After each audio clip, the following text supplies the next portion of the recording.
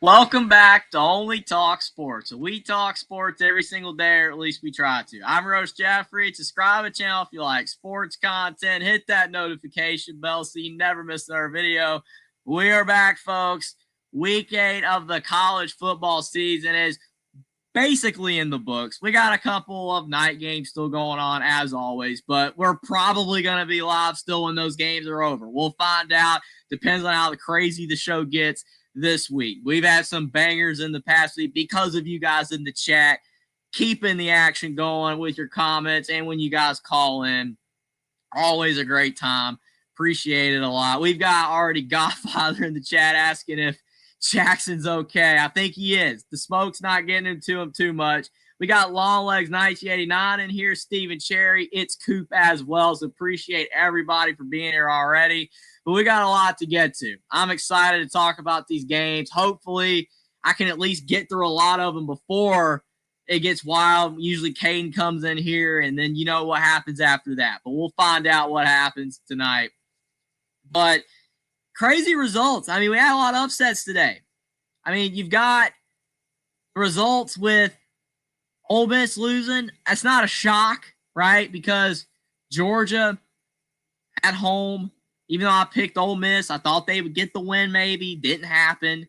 I wanted Ole Miss to win. Didn't happen. But Georgia at home, it's a tough environment. Both teams' defenses were terrible until Georgia's actually came to life a little bit at the very end. But I don't even think Ole Miss forced Georgia to punt all game out, I believe. That's how bad the defense was in that game. And Georgia wins 43-35. So you got a top 10 team losing there in Ole Miss. Then you've also got Texas Tech. You've got Texas Tech losing at Arizona State. So we get to prove that Texas Tech isn't legit, right?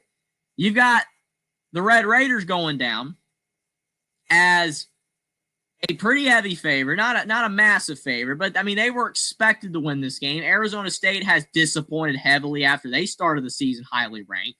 2 losses. Sam Leavitt had not really been playing all that well. And I will say, Arizona State about blew this game. They were up pretty big, like 19-7. I mean, it's not a massive lead, but for the time of the game that it was, there was only a few minutes left. I mean, that's a comfortable lead, but they blew it. Texas Tech scores 2 touchdowns in like a minute and 45 seconds, and then Texas Tech blows the game at the very end because Arizona State comes back and wins. So that's a crazy game. All that NIL for Texas Tech has definitely made their team better, but not good enough to still be able to withstand upsets in the Big 12 because in the desert, sometimes things get a little wonky. In Arizona State, they got the win there. Obviously, on Friday night, Miami goes down to Louisville, and y'all know Austin is very excited about that. Miami, though, and I will say, and I appreciate Steven saying this, I said Miami was going to choke. I said they were going to choke. I didn't know when they were going to choke because I did pick Miami to beat Louisville, so I can't take credit for that. But, yeah, I said Miami was going to choke because they always do. And they did. They choked big time. I mean, Carson Beck sold 4 interceptions. Should have been more. I don't even know what to say about Carson Beck. I mean, the guy just sunk his Heisman odds. I know some people were saying the elbow. Some people were saying, oh, he hurt his elbow again. And if that's the case, I mean, that might have had something to do with it. And I hate that if that's the case. But it sometimes just feels like when guys are playing like crap, they have to find something to blame. Carson Beck was abysmal. Absolutely abysmal in the game. And Miami lost. And, yeah, they always fall apart, man. And another team that always falls apart is LSU. Now, this isn't as embarrassing of a loss because Vanderbilt's actually legitimately good. Which, hey, Steven, I did say, and I appreciate like and share the live. Appreciate that so much, Steven. But I did say Vandy was a good win. I did say it. But, you know, again, sometimes it takes a lot of good wins for a team like Vandy or Indiana to finally get people to believe that they're not garbage. Vandy's a good team. Pavi is good. Good player. They got a good thing going down there this year. I don't know if it's sustainable, but it's, at least for this season, they're good. And LSU, yet again, lost. People thought LSU was going to be in the SEC title game. No, they are not that type of program under Brian Kelly. There are just some coaches that don't get it done. James Franklin, Brian Kelly. These guys just don't get it done. Lincoln Riley, for the most part. I mean, I know he did have success at Oklahoma, but I mean, USC hasn't been getting it done. I don't know. Some guys just don't get it done. Brian Kelly, he's not one of those guys, man. LSU's always going to lose several games every year. They're not going to be a title contender. They're not going to be an SEC title contender. LSU. So, there's a lot of football is easy to predict. At the same time, a lot of it's not, because I was wrong on a lot of games this week, like everybody else was. But at the same time, we got Piss Night Husker. I don't even know, man. That comment is goated. That's hilarious. I mean, okay. But, at the same time, I'm not always right. I get games wrong all the time. But sometimes I just know. Because if you've watched this stuff, you guys are older than me. You guys should see these trends. Some of these teams choke every year. LSU, Miami. I'm still waiting for A&M maybe to do it. I was actually high on A&M. I don't know what happened today. I don't even know what happened today with A&M. I mean, they almost lost to Arkansas, who's like dead in the water. So A&M might be falling apart too. We'll find out if they're frauds as well. I don't really like that word fraud, but if they're not legit, they're not elite. But A&M hanging on today against Arkansas, I would have been just even further icing on the cake to an insane weekend. Nebraska, I'm sorry, Husker. I know you're upset. I hate it. I picked Minnesota. That's another game I got right. I picked Minnesota because I'm like, you know what? Every time Nebraska gets ranked, and I said this on don't have a stroke, Husker. Do not have a stroke, please. God forbid, do not have a stroke. But I will say that I said on me and Will and D's show earlier this week, every time Nebraska has a glimmer of hope and they get ranked and they're, whatever, they sell. And I don't know if Matt Rule, because some people are like, oh, well, Matt Rule, he was looking at the Penn State job. I mean, whether that's true or not, man. What was the excuse last year? Oh, well, it was before the Ohio State. Indiana just bludgeoned them last year. I still can't believe that game. And then this year, they go to Minnesota, and I don't know. I don't know. I mean, Nebraska has good players. Raiola's supposed to be talented. He's like Patrick Mahomes. He looks like him. He plays like him. All that. I don't even know, man. Nebraska just sucked hard. They were horrible on Friday. And I hate it. I mean, I always look at Nebraska football and Indiana basketball basically being the exact same, because they're two programs that had elite success up until like 2000-ish, and then it all just falls apart. And since then, they've been trash. I will say, though, that Indiana's a little different because they had Kelvin Sampson for 2 years in basketball, and he gets fired for nothing, basically-ish, and then Indiana sucked since. Whereas Nebraska had an actually decent coach in Bo Pelini that was having success, and then they fired him, and then, yeah. That's why I've said over and over that I believe that Penn State firing James Franklin was a mistake. I'm sorry. I just think that it was a big mistake to fire James Franklin. I've had people on the internet tell me that I'm basically senile for believing that Penn State made a mistake. I understand, Penn State fans, that you want to win. I get it. It's in our fandom blood to want our team to win. Why would you not want your team to win? I get it. You want your team to win. And you want your team to win championships, especially if you're in a position to do so. Indiana fans believe, hey, we might actually be able to win a title this year. Wow. So next season, if they go 7-5, they'll be a little upset because that's a downgrade. I understand as fans that when you have success and you're that close, and for Penn State fans, they were that close year after year after year to winning a title, that you're like, you know what, we got to get rid of Franklin. But sometimes when you do that, you end up making a massive mistake because you end up hiring someone else after that guy that's worse. Then you fire him, and then you end up getting someone else who's even worse, and then you fire him, and then it's just a cycle of firing and hiring and firing and hiring, like Auburn since Malzahn.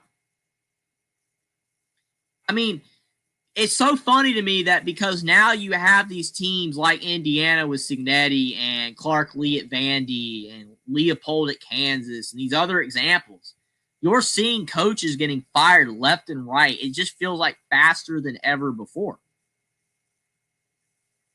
I mean, Hugh Freeze is probably cooked. Auburn's not even playing awfully bad. Jackson Arnold's just not a good quarterback. And they have gotten a lot of bad calls. But, I mean, Auburn's hanging in there, but Hugh Freeze is probably done. Beamer's looking toast. Stoops is in bad shape. Fickle is history. I don't know how Fickle's still there. But it's bad, man. And then you see how, like, UCLA. And this is what's so funny. Stephen Cherry, do you remember the conversation a couple weeks ago when Penn State lost to UCLA? Do you remember that conversation that I had with people that were on the show? And they were trying to gaslight me and say, hey, Jeffrey, Penn State losing to UCLA is a more humiliating loss than App State, Michigan, 07. I don't know if you were still up, Stephen, because that conversation was getting really into the wee hours of the night.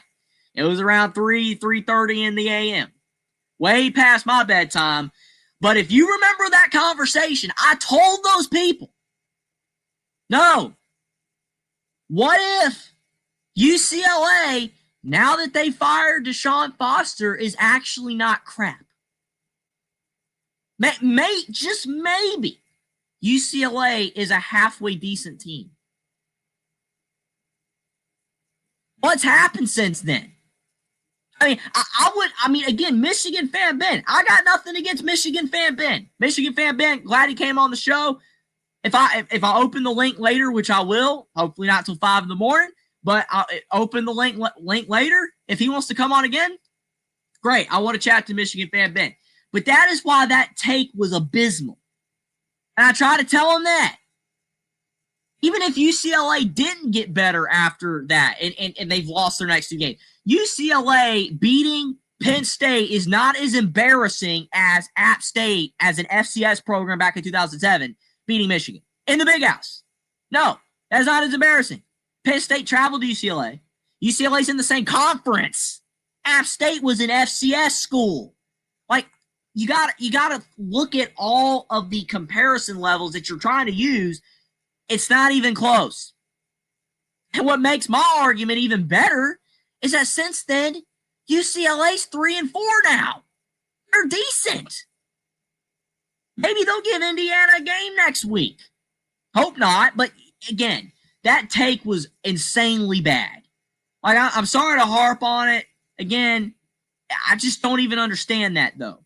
Like I said, if Michigan Ben comes on here tonight, it's no big deal to me. You know, everybody has their opinion. That was his opinion. But the way I felt about it, I think I was right again on that. To me, I don't even think it's close. I feel like Penn State losing to UCLA is not even close. Not even close to the same as App State, Michigan 07.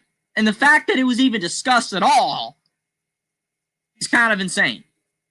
Oh, well, UCLA, there's a reason why Deshaun Foster got fired. Prince Charming is better. All right, UCLA's 3-4. I mean, they had a 5-star quarterback. Doesn't matter how bad Nico is. It doesn't matter how bad you think Nico is. I don't think App State had any 5 stars in 2007. And they don't now. So, again, it's not all about recruiting rankings, but like UCLA is vastly more relevant than App State 2007. It's just hilarious to me that was a conversation. I don't know. It blows my mind. Yeah, my blood sugar, I haven't tested it in a while, Pitt's night, but I think it's good. But I maybe can get back with you on that. But I think I'm all right. Yeah, Loxley will be fine. I mean, again, you know, like Loxley a couple weeks ago was fine. Remember, he was 4-0. Look at Maryland. He had 4-0. Well, now they're 4-3. Football changes fast. Anybody remember when Oklahoma was in the top 10? Anybody remember that? And then they lost to Texas. You remember when Texas was number 1? Remember when Penn State was number 2? Stuff changes. I remember when Indiana was barely ranked to start the year. Now Indiana's ranked number 2. They can lose next week, and it all crumbles. Football changes fast. We don't know what's going to happen week to week. That's why we watch the games. If it's predictable, why are we watching the games? Why are we going over all this? It's fun because we don't know what's going to happen. Results are wonky. Maryland actually is good talent. I actually agree with that. They do have pretty solid players, but I don't think Loxley's that good of a coach. I never have. I think that when he had his brother and a couple good receivers, I mean, that definitely helped. I mean, Roman Hemby leaving was a big loss. Him going to Indiana.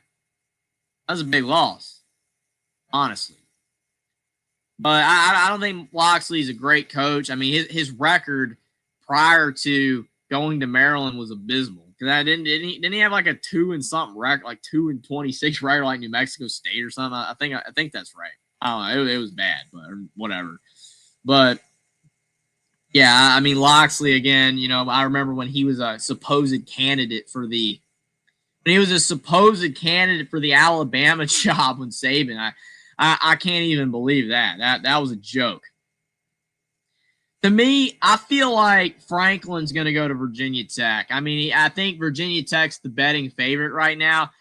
If Virginia Tech is legitimately serious about turning their program around, I've heard, again, I don't have any direct sources. I'm not like, you know, not in that space where I've got direct sources from people telling me, yo, this is what's going on. I have no idea. You know, like, I don't know if Virginia Tech's legit or not. I don't know, but I've heard through the grapevine that Virginia Tech supposedly is going to commit a lot of money to their football program in the next 5 years. And if that's the case, then I think there's a chance that James Franklin would consider Virginia Tech because it's in the vicinity of where he's been coaching for his career. They're a program that's had past success. They're dead right now. They got good fans, good stadium, good recruiting grounds, and the ACC sucks. So it's like you can win there. You know what I'm saying? It's the same thing with North Carolina. North Carolina has a lot of potential to win in the ACC if they didn't have Bill Belichick. He actually had a good coach. I would take James Franklin to North Carolina. I don't think it's going to happen because I think with Bill Belichick's contract, unless he retires, they're not going to fire him right away. But I think Virginia Tech makes sense. I've heard Arkansas. I've heard Wisconsin if Fickle goes. But Virginia Tech, to me, seems like the betting favorite to land James Franklin. Yeah, if they fire him at Maryland, Loxley, I don't know, man. I mean, Maryland might have a shot, but I mean, Maryland does not have the fan support that Virginia Tech does. Virginia Tech fans care. They just got to have their athletics program care. They got to pump money into that thing. It's all about money now. It sucks. I hate it, but it is what it is. You just got to play the game. If you don't play the game, you're not going to win. I mean, that's why Gundy's gone. I mean, Gundy's no good. And all the thing is, how in the world was Gundy supposed to win when he had no money? I mean, I'm just being honest. Whether people like Gundy or not for various reasons. I mean, Gundy was a long, successful coach there. I don't think he suddenly forgot how to coach overnight. I just think in a changing landscape, if you do not have the support, you're not going to win. I mean, Cignetti's amazing. Don't get me wrong. But without the backing and support of Indiana's donors, he would not be winning right now. They kept the staff. They were going to lose Bryant Haynes to various programs, and they paid him. They paid a lot of money to keep him. They got a lot of money to get Mendoza. I don't know. It takes money to win now. So, I mean, Maryland versus Virginia Tech, some of these other programs. If Virginia Tech's serious, I think Virginia Tech makes a lot of sense. But they have to commit to football success, or they're just going to keep being a garbage program in a garbage conference. Stephen Cherry says, Iowa-Penn State was a good game tonight. Yeah, it was. Sadly, I couldn't watch it, and I didn't get to watch Indiana either.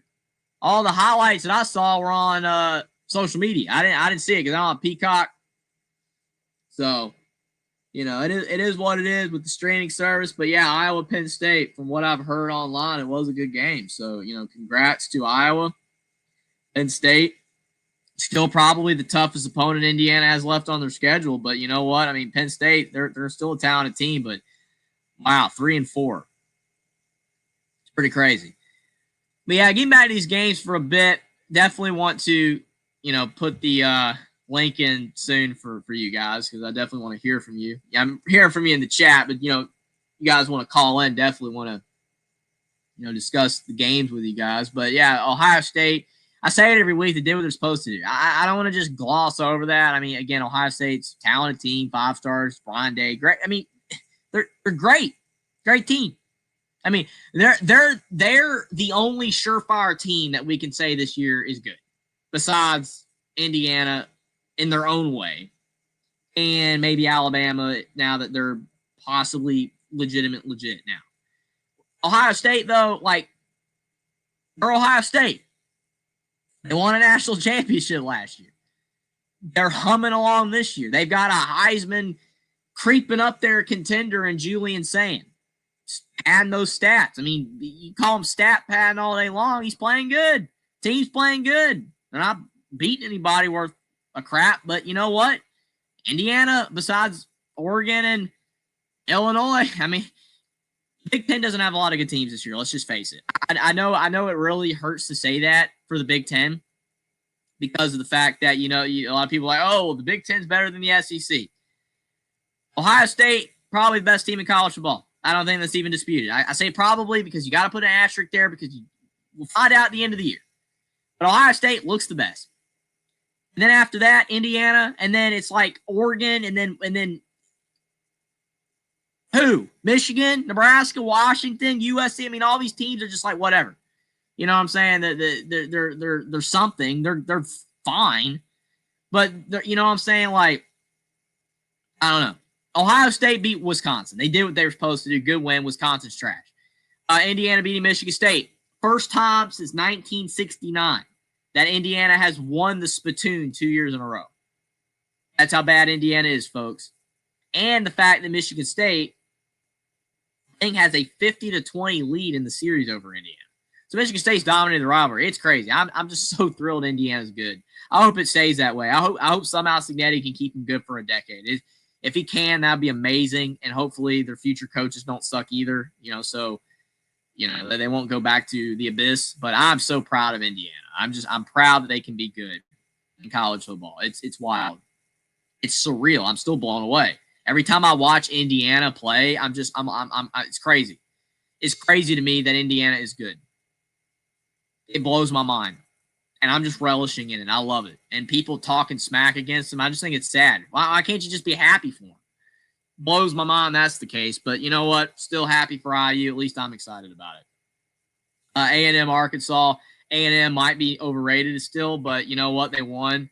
It is the SEC. All the teams are tough, right? Which makes Stephen Cherry probably ill when I say that. I'm kind of being somewhat sarcastic, but the thing is, sometimes crappy teams in the SEC with their crowd, if they're in a game and it is technically a rivalry game, it can get interesting. But still, I mean, if A&M was better, they probably should have won by more. But every team has bad games. Ohio State barely beat Nebraska last year at home. Indiana barely beat Iowa this year. So again, A&M had their bad game. We'll see what they do the rest of the season. So, Ole Miss, again, I already talked about that. Bama looked great against Tennessee. They look great. I don't even know what to say. Like Alabama, besides what I've already said on Alabama, the voice of college football, it's great performance. Bama has responded so well from that Florida State loss. It is unbelievable. And they would beat Florida State today by a lot. Oregon destroyed Rutgers. I already touched on Tech. Oregon destroyed Rutgers.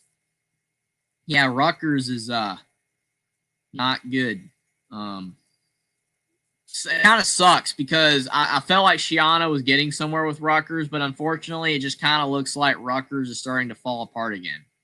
I kind of hate that. It kind of sucks. It looked like they were getting a little better.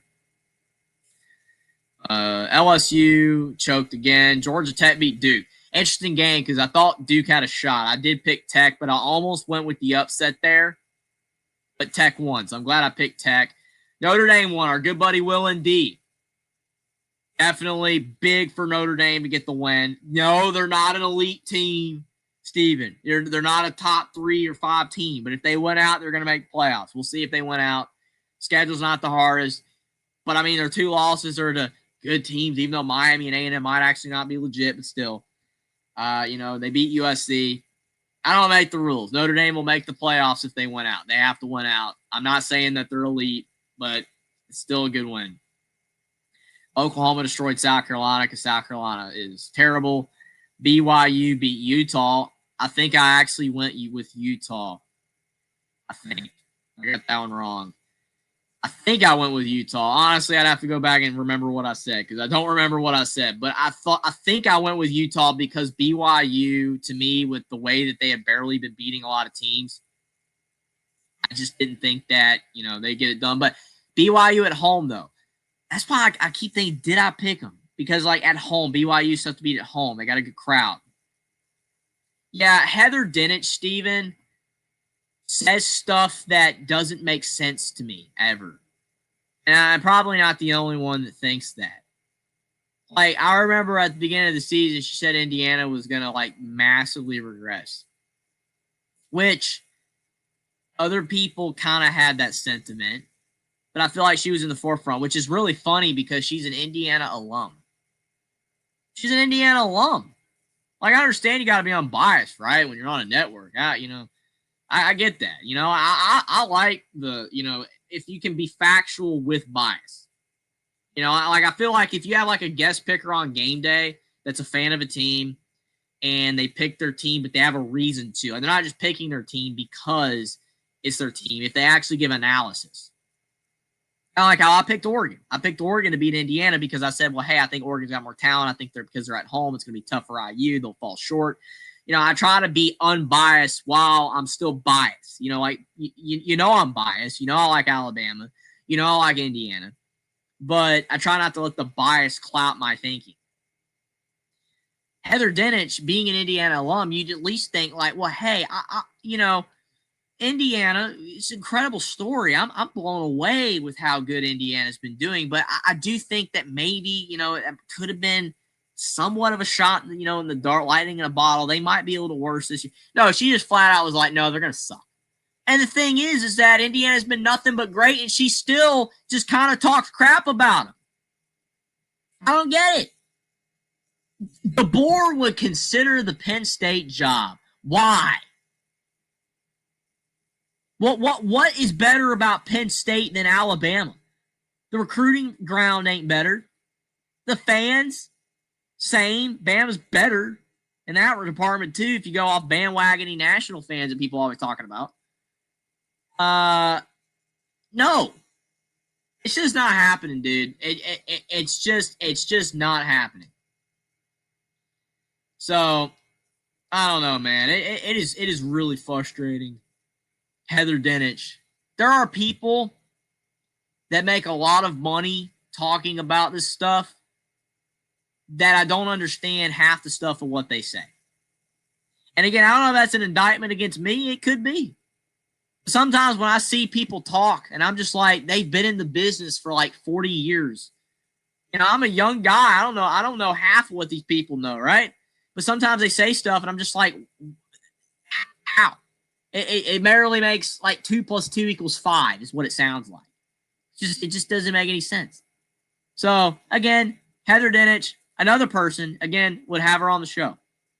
If I ever got an interview, I would love to have an interview with people like that. I would. I disagree with them, but I would have a civil conversation. I would not just completely, like some people do, and just rag into them. I'd ask, why do you feel the way that you do? I want to know. Because even with Indiana being as good as they are, she still isn't even halfway excited. I don't get it. Just IU sucks. Whatever. I don't know. Again, Heather Dinich, DeBoer to Penn State, not happening. Terrible take. Maybe just trying to, drive clicks, I guess. I don't know. I mean, there's nothing wrong with driving for clicks. People do it all the time. I mean, I got crazy thumbnails sometimes. Everybody's got crazy takes and thumbnails and stuff, but sometimes it's just like, yeah, I don't know. DeBoer's not leaving for Penn State. If that actually happened, yeah. Yeah, like Hummus said, I generally don't mind Heather, but that's her personality. She's often wrong about what she. That's the thing. Like, I'm not like attacking her when I say, Heather didn't. Usually when I bring her up, it's usually in a negative connotation, but it's because like it feels like 90% of what she says makes zero sense. And I get confused because when you are in the media, I feel like what you say is supposed to make sense. You know what I'm saying? Like, even if it's like doesn't make any sense, like to some people, if it makes sense to at least a vast majority of people, even if it's kind of wrong, I can kind of get by that. I mean, it's like Kirby Smart. Like, I can't have respect for Kirby Smart when Kirby Smart lied on national TV and got away with it, and then he doubles down on it when everybody knows that he lied, and it's just like, why? Like, Kirby, you're not making brownie points for yourself. I know that you don't care, obviously. But again, I would like to talk to Kirby Smart. If I was a media member, where I guess technically, if you want to say a media member, I mean, I appreciate again Mark Rogers and Voice College Football for employing me at the Alabama channel. But I'm talking about like a media member where I have those sources and backstage, the access and all that type of stuff that some people have, where you're in those circles and stuff. If I was in those circles and I was able to get an interview with Kirby Smart or ask Kirby Smart questions, I would like to ask him why he fibbed. I just would. And again, I don't hate Kirby Smart. Just because I'm going off about Kirby Smart does not mean that I hate Kirby Smart. I just want to know why he lied. I just want an answer. I don't want a phoned in little answer. I want an answer. I mean, again, that is what I do when I watch college sports. I get excited about this type of stuff because and animated about it because it does draw conversation. It does drive conversation. It gets everybody talking. Why is this? Why does Heather Dinich feel the way she does about Indiana? Why does Heather Dinich think DeBoer is going to go to Penn State? Why does Stephen A. Smith think this? Why does Pat McAfee dive off the dive board on game day? He does that because it's cool. That's awesome. I think that's amazing.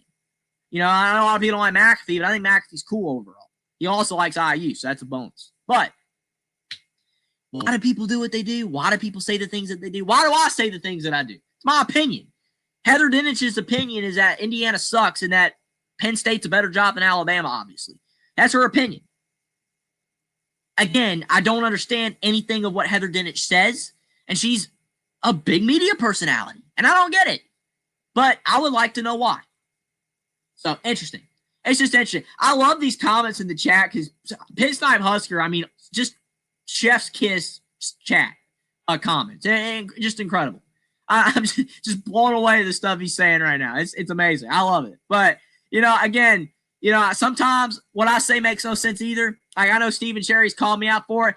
But the thing is, the thing I like about it, though, is when I'm wrong, y'all let me know. And when y'all are wrong, I'll let you know.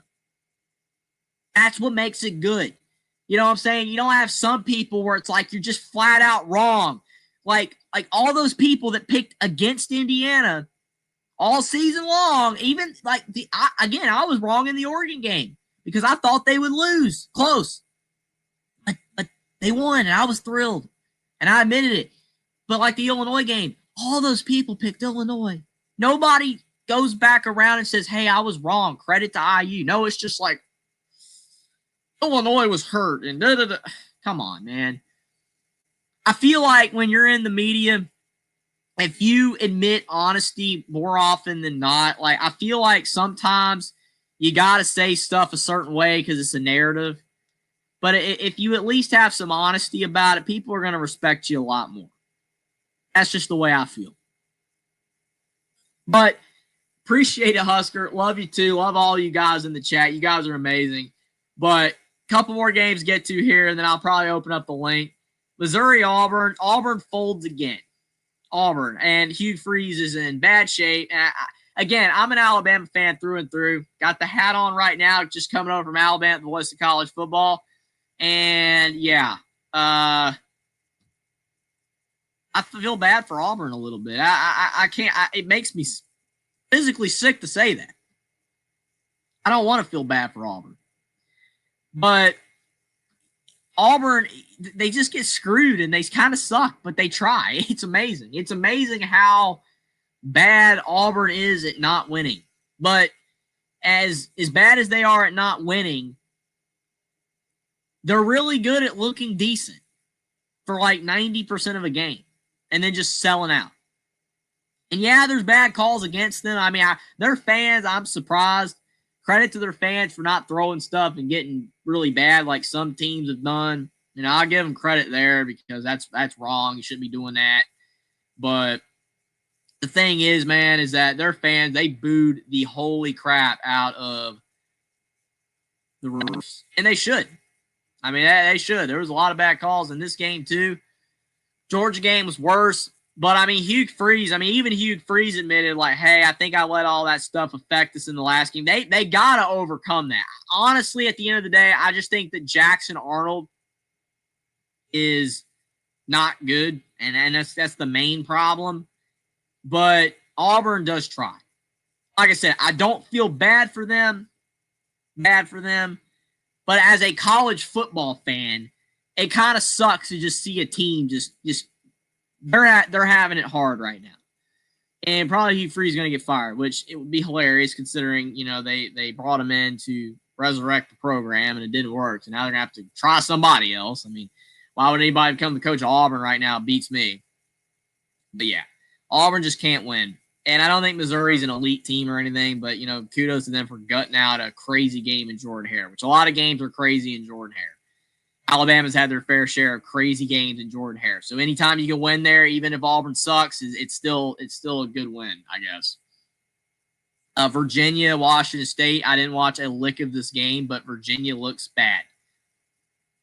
So, you know, Virginia did not look good from what I can tell. They won. So, and then South Florida beat Florida Atlantic. I mean, I saw someone say, is South Florida going to make the playoffs? I mean, if they went out, yes. They will. I don't know if they'll win out. I don't know their schedule, but I mean, they do kind of look leagues better than everybody else in the group of five. Memphis lost, and UNLV lost. A lot of teams in the group of five are losing. It kind of looks like it's South Florida's race to lose. It feels like they have it in the driver's seat. So, yeah, and then Kentucky, man. Like I said on Alabama at the Voice of College Football, I will repeat it here. I feel like Texas was the worst team that won today. And I know that can be misinterpreted, so I'll restate that. I'm not saying that Texas is the worst team that won today because there are worse teams that won today. But what I mean by that is that Texas was the team that won today that deserved to win the least. They sucked. Like, legitimately sucked. Texas sucks so bad. Arch Manning is horrible. It makes me laugh that I still see mock drafts that have Arch Manning in the top 10.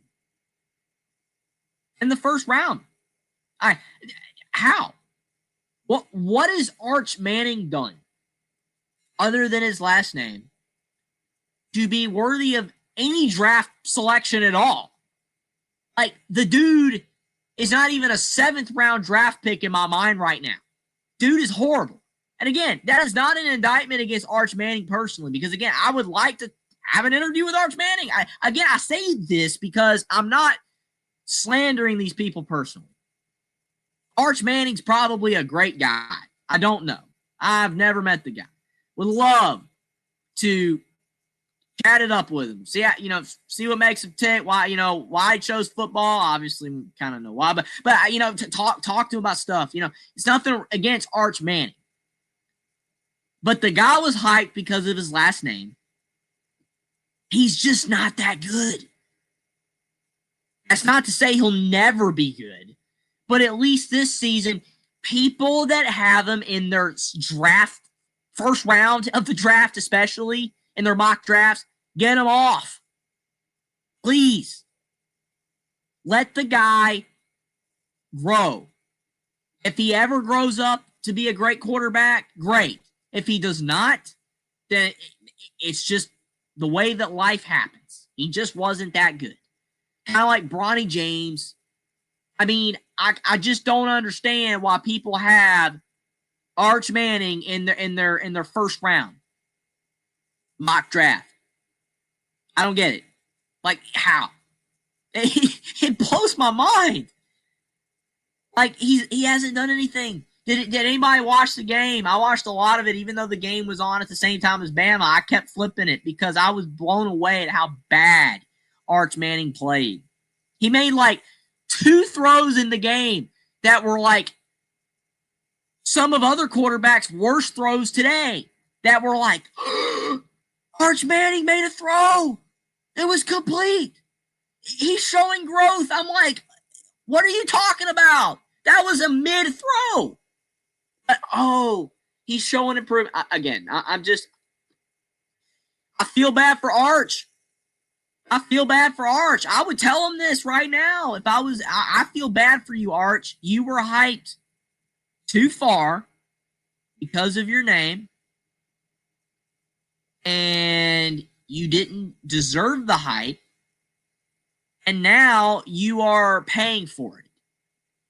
Not in financial dollars, because he's got great NIL, but when it comes to people looking at Arch Manning as a legitimate player, I mean, to me, it's almost better if you're obscure and you don't have success at all, and people just don't care because it's like, well, this guy was never expected to be good, versus a guy that people think is going to be a top player and then they suck, and then people talk trash about him. And I feel bad for Arch in that department. I do. I really do. I think it sucks that people are talking bad about him. I think it sucks. I hate it. I even felt bad for Bronny James. I do. I really do. Because it's not fair to them that all this hype was manufactured. They can't help it.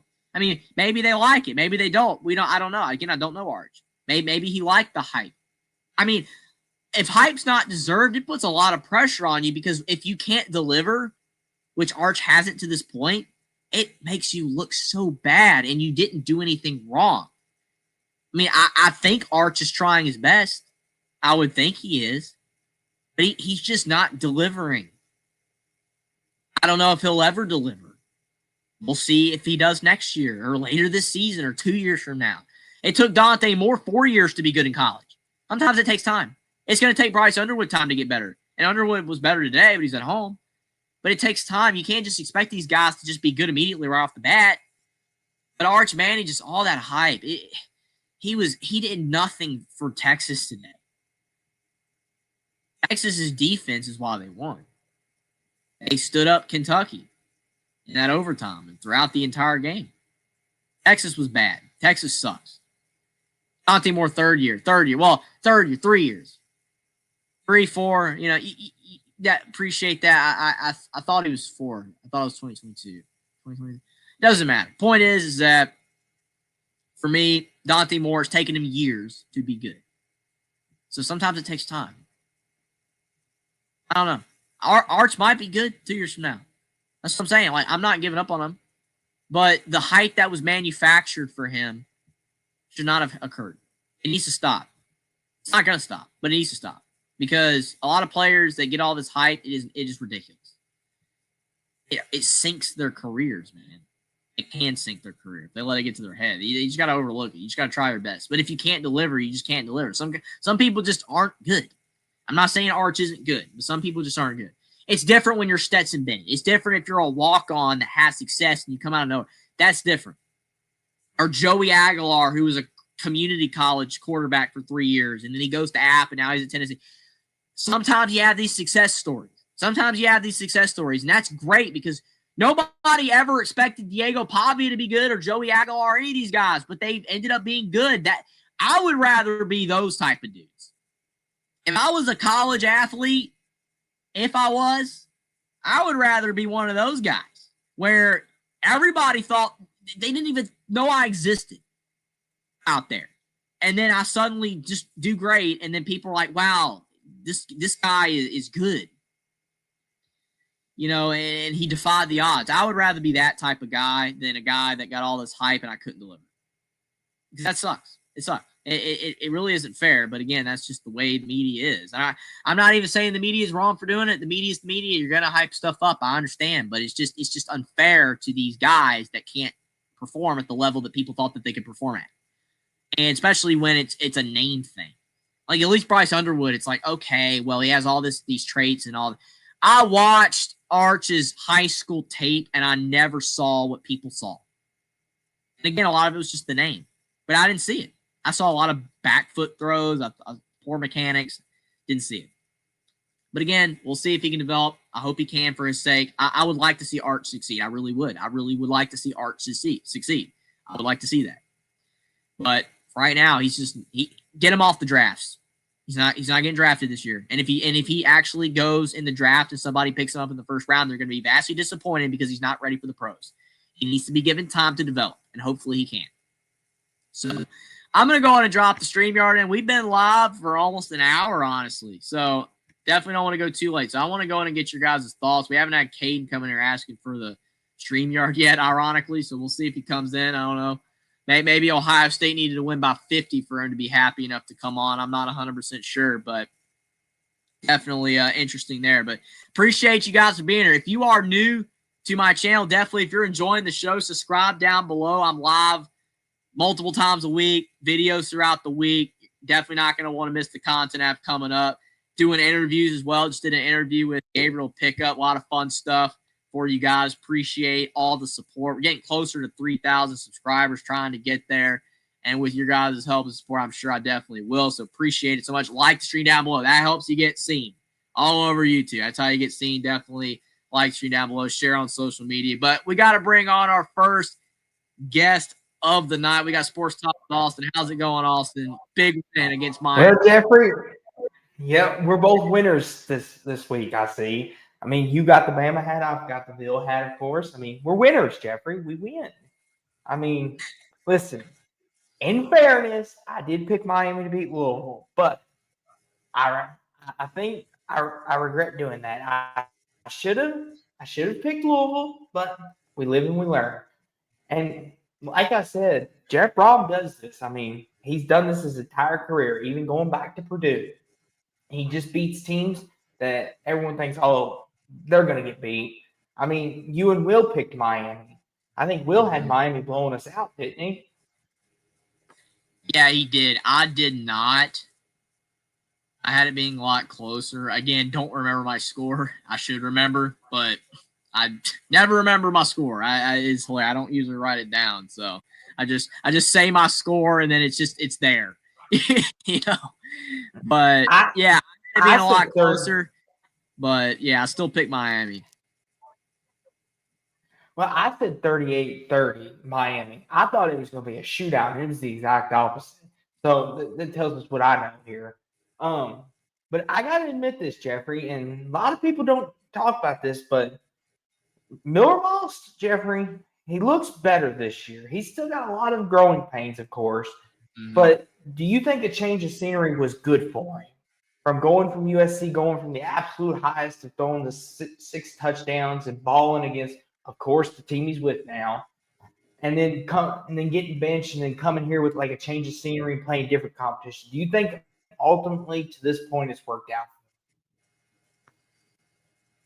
I would say yes. I don't think it's a heavy yes, but it's definitely a slight. Like you have like those polls where it's got like neutral, slightly disagree, heavily disagree or whatever, slightly agree. I would go slightly agree. I'm not saying like it's fully that it was a great move, but it's definitely been more of a positive than a negative, I would think. Mm-hmm. I mean, Jeff Brom's good. He is good. I worry about Louisville, though, because whenever they win, Whenever they win a big game, they lose. I know, right? It's happened so many times. I mean, Stanford last year, Pitt the year before. So, I mean, I'm just like, well, don't do that this year, please. They play Boston College next week, by the way. Gotta win that one. Like, BC is trash. The thing with Louisville to me, though, is that I was not shocked they won. I was more shocked that Miami blew their season theoretically. They haven't blown it yet, obviously, because they can win out and make the playoffs. It's all still in front of them. They're fine, all that stuff. But Miami chokes late in the season. They usually choke like when they're 8-0. They usually don't choke when they're 5-0. Because I said when I picked Miami to win, I'm like, I'm picking Miami. It would not surprise me if they lost because they always choke, but they usually choke later in the season. Those are my exact words. Clear this week. So I'm not shocked they lost. I'm just shocked they lost now. And the thing about this, too, is I understand where you're coming from.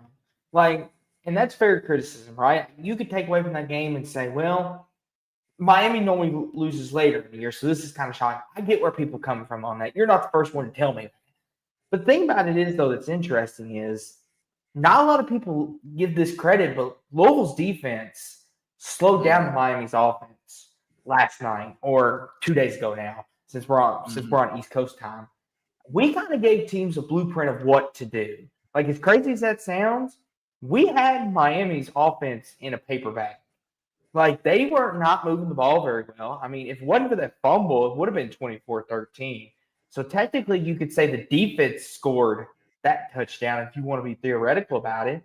We did something Notre Dame didn't even do, and Notre Dame's much more talented on the defense side of the ball. We slowed down their offense. We got the Carson back. We forced the 4 turnovers.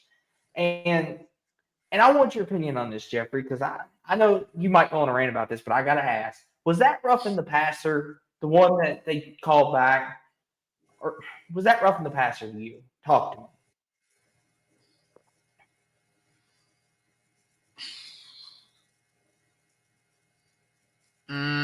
The one where he threw the pick, and then they threw the flag very late, might I add, very late.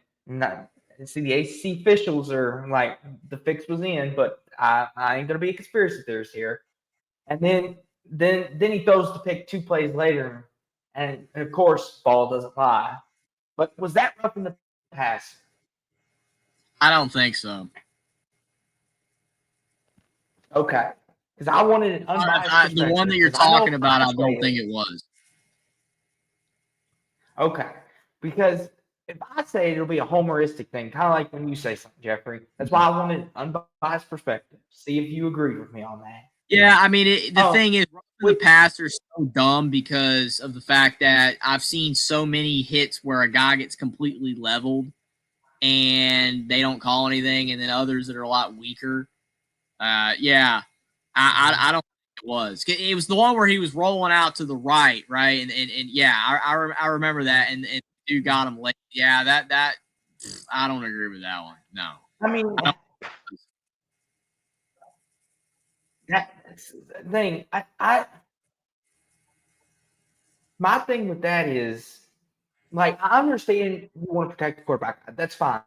I mean, nothing will ever be worse than that Tom Brady won against Atlanta a couple years ago. But when you're a 350-pound back and you're coming with full momentum downhill to somebody, how are you going to put on the brakes that quick? Like, you're not meant to. That would be like me coming at you full force and you expecting me put on the brakes. I'm probably going to hit you and not meaning to. Like, how do you tell defensive backs, if you're a coach, a defensive coach nowadays, Jeffrey, how do you coach them on that? How do you say, put on the brakes? How do you get them to stop? I mean, you really can't. Like, I mean, how would you teach that? I feel like with the replay, when you slow it down, it can be deceptive because of the fact that you're making the play be stretched out, and more time is like passing per se for, oh well, there's this much time that passed where he could have stopped. See, if you run it in real time, you don't do the slow-mo and you just run it in real time, then that makes it look better for the defender because it's like this fast, like he stopped. But when you slow it down and you're going frame by frame by frame, then it stretches the play out. It makes it look like there's more time that he lapsed. It's like, oh, well, he could have eased up. Again, replay's good, but I think with something in that case with roughing the passer, it could be a negative thing. I think that on like if it's the head, if someone like levels a guy on the head, I think you got a case no matter what. If the ball's still in the head, you can't target, obviously, right? But other than that, if it's really close where it's like right after the ball's let go, unless it's high, I would let it go. But if it's really late, it's different. But it wasn't late. It wasn't really late at all. I don't think it was. Mm-mm. And the thing is, too, you see it now, and I dislike the way they do this, and this is across the board, Louisville, Bama, all of it, because Bama got one tonight, I think, or no, a couple games ago they got one for it, and I was like, really? But here's the thing. If you go to grab them, they actually are like wrapping them up and making the quarterback fall on them now, almost like you're putting them to bed like with a blanket and milk, and it's like, what do you want us to do, cover you up and sing you a good night story? I mean, like, normally you could go up to a guy and hit him and lay him out. Like, there's a couple good – we're talking about the Kentucky game. I was watching some of that. They hit ours pretty good tonight, but they were all clean hits. I'm surprised they didn't throw penalties on those. I mean, yeah, that's the frustrating thing because there was one late in the game where he got leveled. I mean, like, he got, like, just rocked back hard. And I'm like, that hit is – like 5 times worse than what Carson Beck suffered in the play you're talking about. You know what I'm saying? It's like, that's why I don't block charge in college basketball. Roughing the passer ball. These plays are not called any. It's hard to call them anyway. And I know different crews call it different, but when you're watching a game to game and the call it's so drastically different, it can be frustrating for a fan. It really can be. And it's one of them, like, listen, that didn't change the outcome of the game. We still won the game. But I think it's time people realize Louisville's got a great defense. I think we can safely say that. I mean, a lot of people give Ron English crap. But here's the thing. When it comes to playing these big games, he always schemes it up very nicely. I feel like, Jeffrey, if there is a big game head coach, let me ask you something. Jeff Brom is probably one of the best big game coaches we got in this sport today. Am I right or wrong about that? Before I go on, I don't consider him that at all. I mean, they showed the graphic where it's like he's got all these top 5 wins, right? The Ohio State 2018, the Iowa, which that's a fake top 5 team. Iowa was not good that year. They should never rank number 2, but still, it was a win. It was a good win. The Miami win. I mean, he's got a lot of top 5 wins, right? So, yeah, I would agree. The only thing that keeps Brom from being, like, higher up the echelon of coaches is that he's also lost to a lot of bad teams. And he's done it at Louisville. And that's why I'm, like, skeptical of how, like, I've seen even people in the chat be like, oh, Louisville's going to make the college football playoff. It's like, we've been here before. Been here before with Brom. It's calm down. He's got to be consistent with this. If he's consistent, because we've already seen Louisville struggle this season in games. Like even in their games, they didn't look that good, right? So it's like this is what they're capable of on the high end. They're able to beat the Miamis and the Notre Dame and Ohio State and Iowa when he was at Purdue. He's a good coach. I like Brom. I think he's good. Listen. But it's not consistent, man. He's not consistent. He can't. He'll follow it up with a bad L. So we'll see this season if he can not do that. And here's the thing too about Coach Brom is like this is what he's always wanted. He's always wanted to be the Louisville head coach, and that's the thing too is he gets good players and he wins these games. But like you said though, it's the follow up. Like next week against BC, right? Theoretically, Louisville's probably gonna be a hefty favorite. I would say. If I was a betting man, I would say 15.5 is where I would start the spread at. But here's the thing, though. It wouldn't surprise me if we're tied at like 27 going to the fourth quarter. That would not shock me at all. And we need a field goal to win it or something of that daggum nature. Because, like, look at Indiana today. We'll use your Hoosiers, for example, today, Jeffrey. Since this is your show, we'll talk about Indiana about this. I mean, they looked impressive today. They didn't show any signs of complacency. The first quarter, a little sketchy, but that's to be expected. But then Signetti got them into shape. I mean, Indiana looks for real. I mean, they've been looking for real, but they didn't have that letdown game because I saw some people pick Michigan State to win this game. I saw some of them pick Michigan State because they were wanting an Indiana letdown. And it's like, I don't think Signetti's going to let that happen. I don't think he's not going to let that happen. I mean,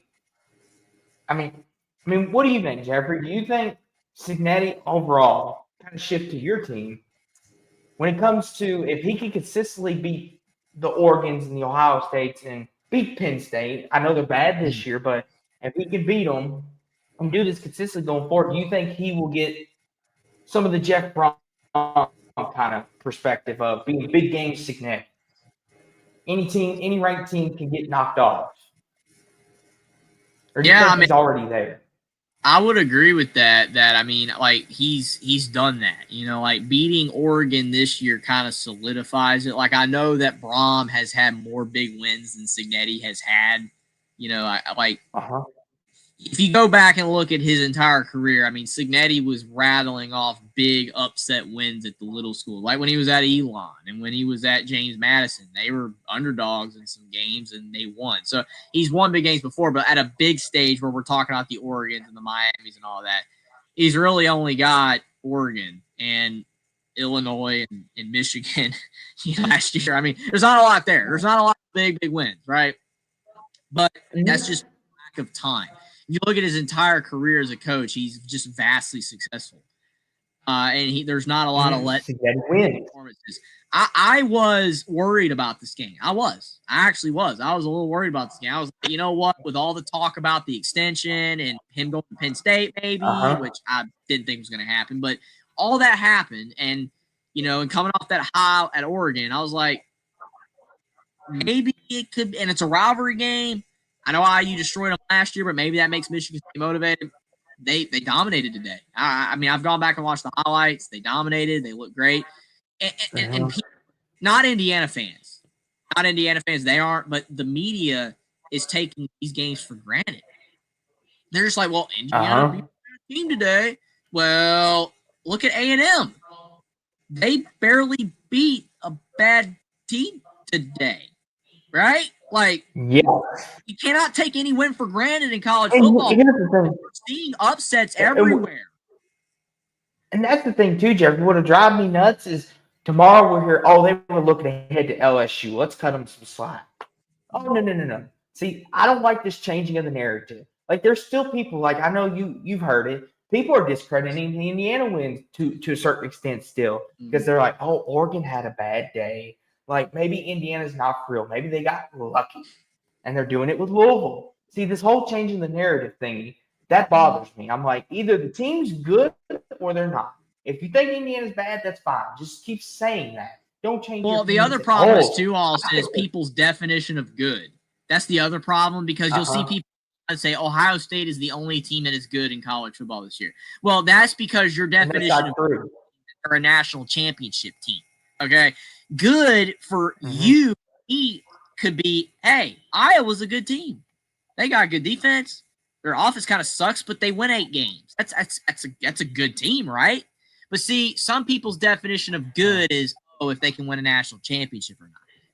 So it's like if that's the case, and you're only going to Ohio State or Alabama, or if you do actually believe Indiana has a shot or whatever, you know, like you're not going to say that Georgia Tech's good or you know, BYU's good, because if you don't think those are national championship level teams, they're not good to you. They're good teams. Okay, they are still good. Good means good. They're not great. Elite needs to be reserved for the top. Good, you could call an 8-4 team good. Like Ohio State. They won 66% of their games. That's good. Yes. I mean, Notre Dame, they're a good team right now. They're a good team. Maybe even a great team. But like Indiana, they're a good to great team. Like you said, Jeffrey, elite needs to be preserved. Like right now, there's only one team in college football you can consider elite, maybe 2, and that's Indiana and, of course, Ohio State. Everybody else is up for debate. I mean, because it's all about what you put on the field, too. That's what a lot of people don't realize, too. And I know you're a big advocate for this. What do you put on the field? Like, people will look at things and say, okay, well, who did you beat? Alabama lost to Florida State, right? And Florida State over here is losing to Stanford, and they're falling apart. And people look at that and say, oh, Alabama is a bad football team. What makes you think that? They had one bad day against Florida State. Like you always say, Jeffrey, if they were to play Florida State right here, right now, it would be probably 41-17. It wouldn't even be close. Because think about it, like Ty Simpson, it was his first start, you know what I'm saying, on the road. Both teams, first game, Florida State is hyped, like the season last year, Castellanos, all that. They played good. Credit to Florida State. They played good. But since that game, Florida State has been bad. Like legitimately awful. Right now, they're sucking wind against Stanford. All right, so they're not a good team. Alabama since then has beat Georgia, Missouri, Vanderbilt. You know, I mean, like we're here, and Baylor's a good team. Yeah, beating all these teams and then beat Tennessee. I mean, it's like we won 4 ranked games in a row, but people are still gonna be like, well, Alabama's not good because Florida State's bad and they lost to. They lost to Florida State. Yeah, Florida State. Yeah, really? Is that? You look at like Ohio State into Michigan, but then they won a national title. See, that's the thing too. Every team I think has a bad loss.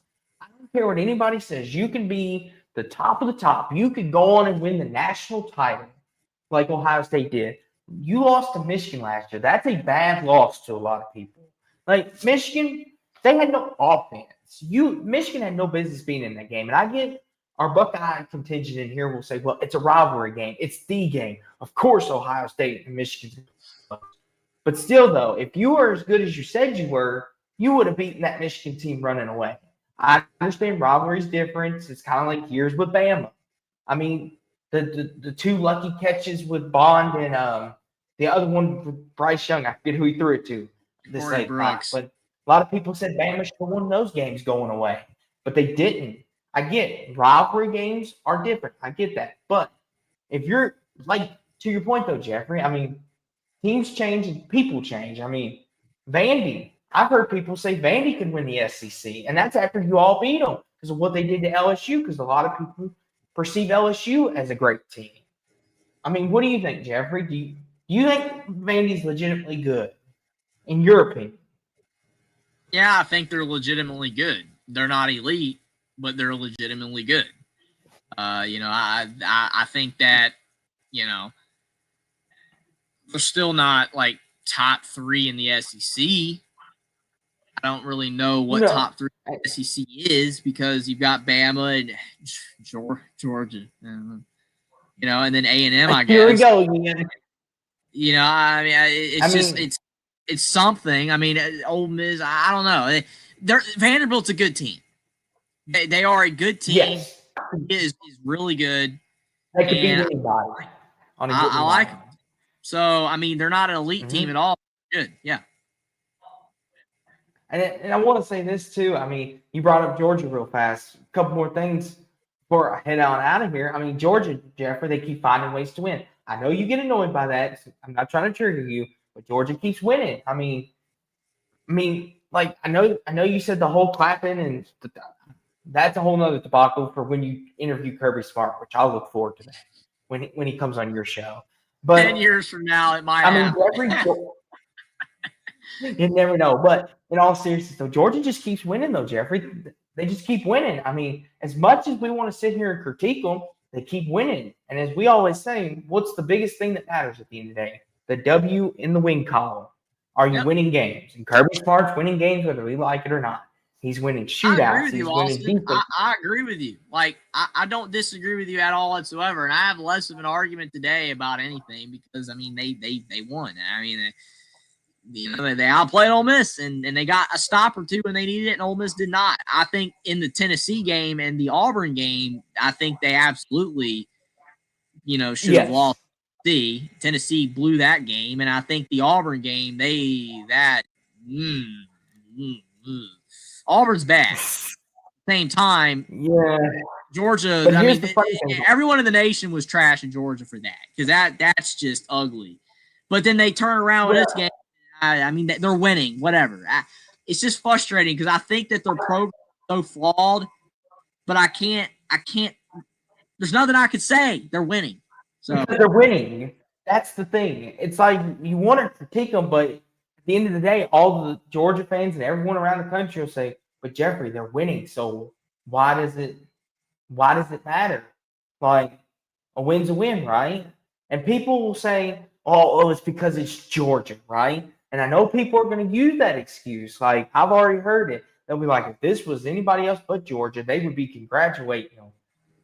And that may be a little true. Yes, it's because you're at Georgia. We expect you to be elite. We expect you to be winning games by more. I mean, like DeBoer, right? I mean, how many times have you all criticized him for playing some C plus games but still winning? But it's because he's in Alabama, and everyone kind of is like, okay, we'll let you off this for a minute. But if DeBoer, like when he was at Washington, had those games, people were hounding him. They would not let him go. I mean, a couple years ago with Penix, when they went to Arizona State and nearly lost that game when Arizona State was bad. People were all over DeBoer. They were like, he's a bad head coach.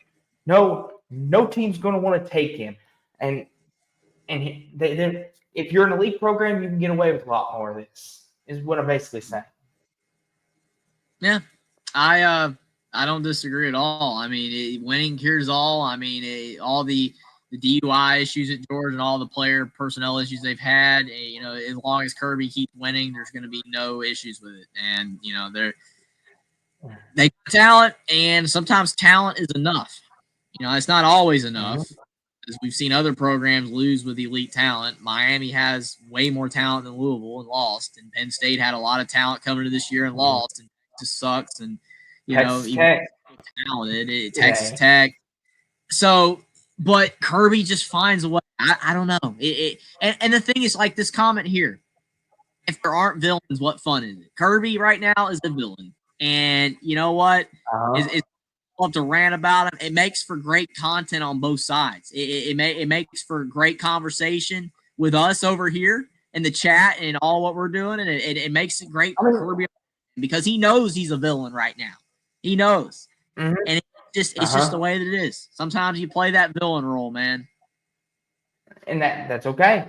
I mean, last thing I'll say is our good buddy Will's still alive. Notre Dame's keeping it rolling. Our good buddy Will's in it. Now I will say this though, they look a little sketchy though. I don't know how much of it you watched, Jeffrey, because I'm sure you're watching Bama Tennessee more. But how much of this game did you see? Because CJ Carr to me, I like the kid, but he makes too many mistakes sometimes. I mean, did you see that goal-to-goal situation where he backpedaled all the way back to his 20 and then threw that pick? Did you see that play? Lee? It was funny because someone was like, the dumbest pass I've ever seen is by CJ Carr, and then literally Aguilar threw the pick six like 5 minutes later. So people were just like, oh, CJ Carr, dumbest pass ever. Aguilar, hold my beer. You see all those comments all the time. Yeah. It just cracks me up. I'm just like, right after CJ Carr throws this just stupid, dumb, moronic. That was a stupid throw. Aguilar throws an even dumber pass.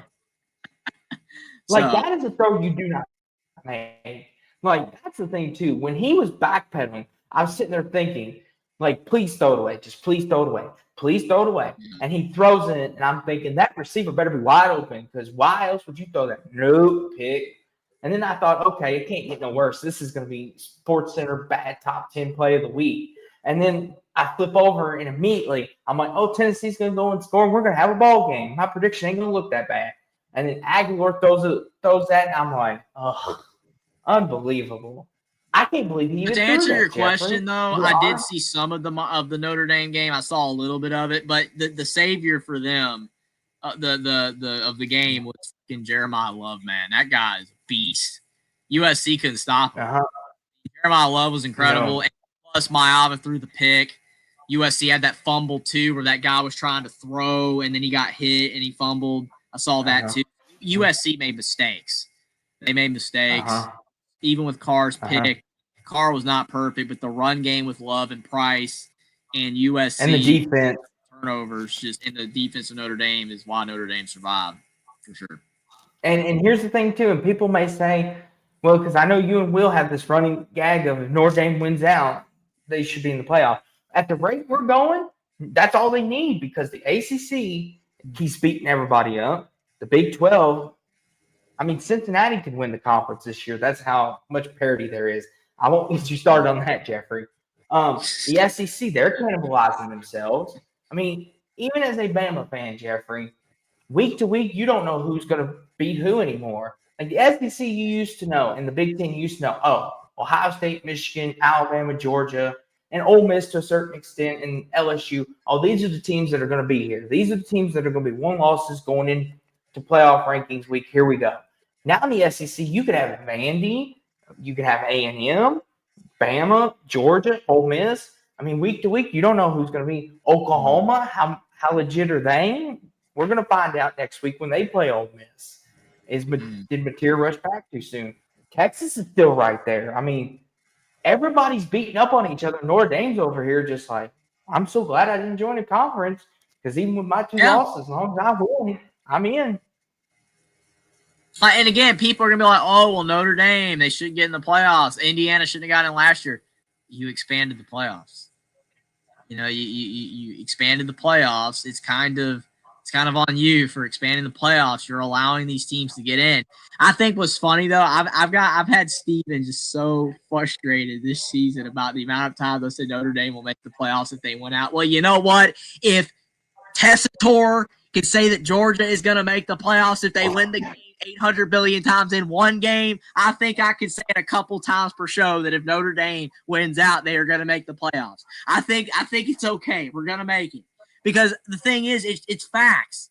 It just is. I literally said, after they lost to Miami and A&M, I'm like, if Notre Dame wins out, there's going to be so much parity because that's what's happening. The parity's unreal. Yet, and what really sealed the deal on all of this chaos is, for one, you've got the NIL making it where these other programs are getting actually solid players and they're able to compete like Vandy and IU, portal and all that. But the other reason is because these conferences are bigger now. And people aren't looking at that.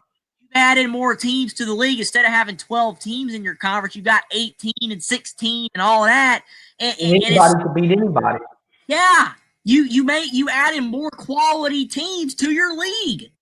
The Big Ten, the thing too, Oregon and USC. The SEC didn't have Texas and Oklahoma. And I want to say this real fast, Jeffrey. Steven Cherry says, I'm waving the ACC flag again. Here's the thing. As much as people want to rag on the ACC, I know this is going down a rabbit hole here, but legitimately, Jeffrey will even tell you this. The ACC is not as bad as it looks. On paper, yes, there are some crap teams, but, I mean, it's like the Big 12. It's a league that anybody could beat anybody. I mean, next week, Louisville could lose to Boston College, for all we know. I hope not, but here we are. Whereas the Big Ten and SEC, you kind of still have an idea of, like, could Mississippi State go to Alabama and win today? Probably not. I'm not going to rule that out. It could happen because, like Jeffrey always says, someone slip on a banana peel or Ryan Williams fumbles the ball at the goal line and Mississippi State takes it back for a touchdown and it's 10-0 like that. It's always possible. But in the ACC and Big 12, there's so much parity because they're, as Jeffrey would call them, mid-teams. Quality losses only count for the SEC and Notre Dame. Oh, here we go. That's great. Here's the thing, though. If you want to be truthful and honest, I mean, we own something Notre Dame doesn't. We beat Miami. I mean, so if, like, get into Jeffrey's favorite topic, we're better than Notre Dame because we beat Miami, transitive property. That makes us better. I mean, right? I mean, I know Jeffrey will go on a rant about Florida State's better than Alabama. Florida State is just so much better than Alabama. Oh, okay. But see, that's the whole parody of this thing, though. And I mean, I was listening to the podcast earlier, a couple podcasts, and Andy and Ari, one of the ones I like to listen to, they were talking about how this year we could see a year where an Indiana could win the national championship. And they were serious when they said this. And I was like, you know what? There is so much parity this year. Indiana could win the national championship. They mentioned Texas Tech for today's slip up. Texas Tech could go on one of the TCU run. They still can. I mean, it's one of them. We have so much parity now, and it's like you said, Jeffrey, because NIL is now all on the table. Everyone's got a fair chance. The portal.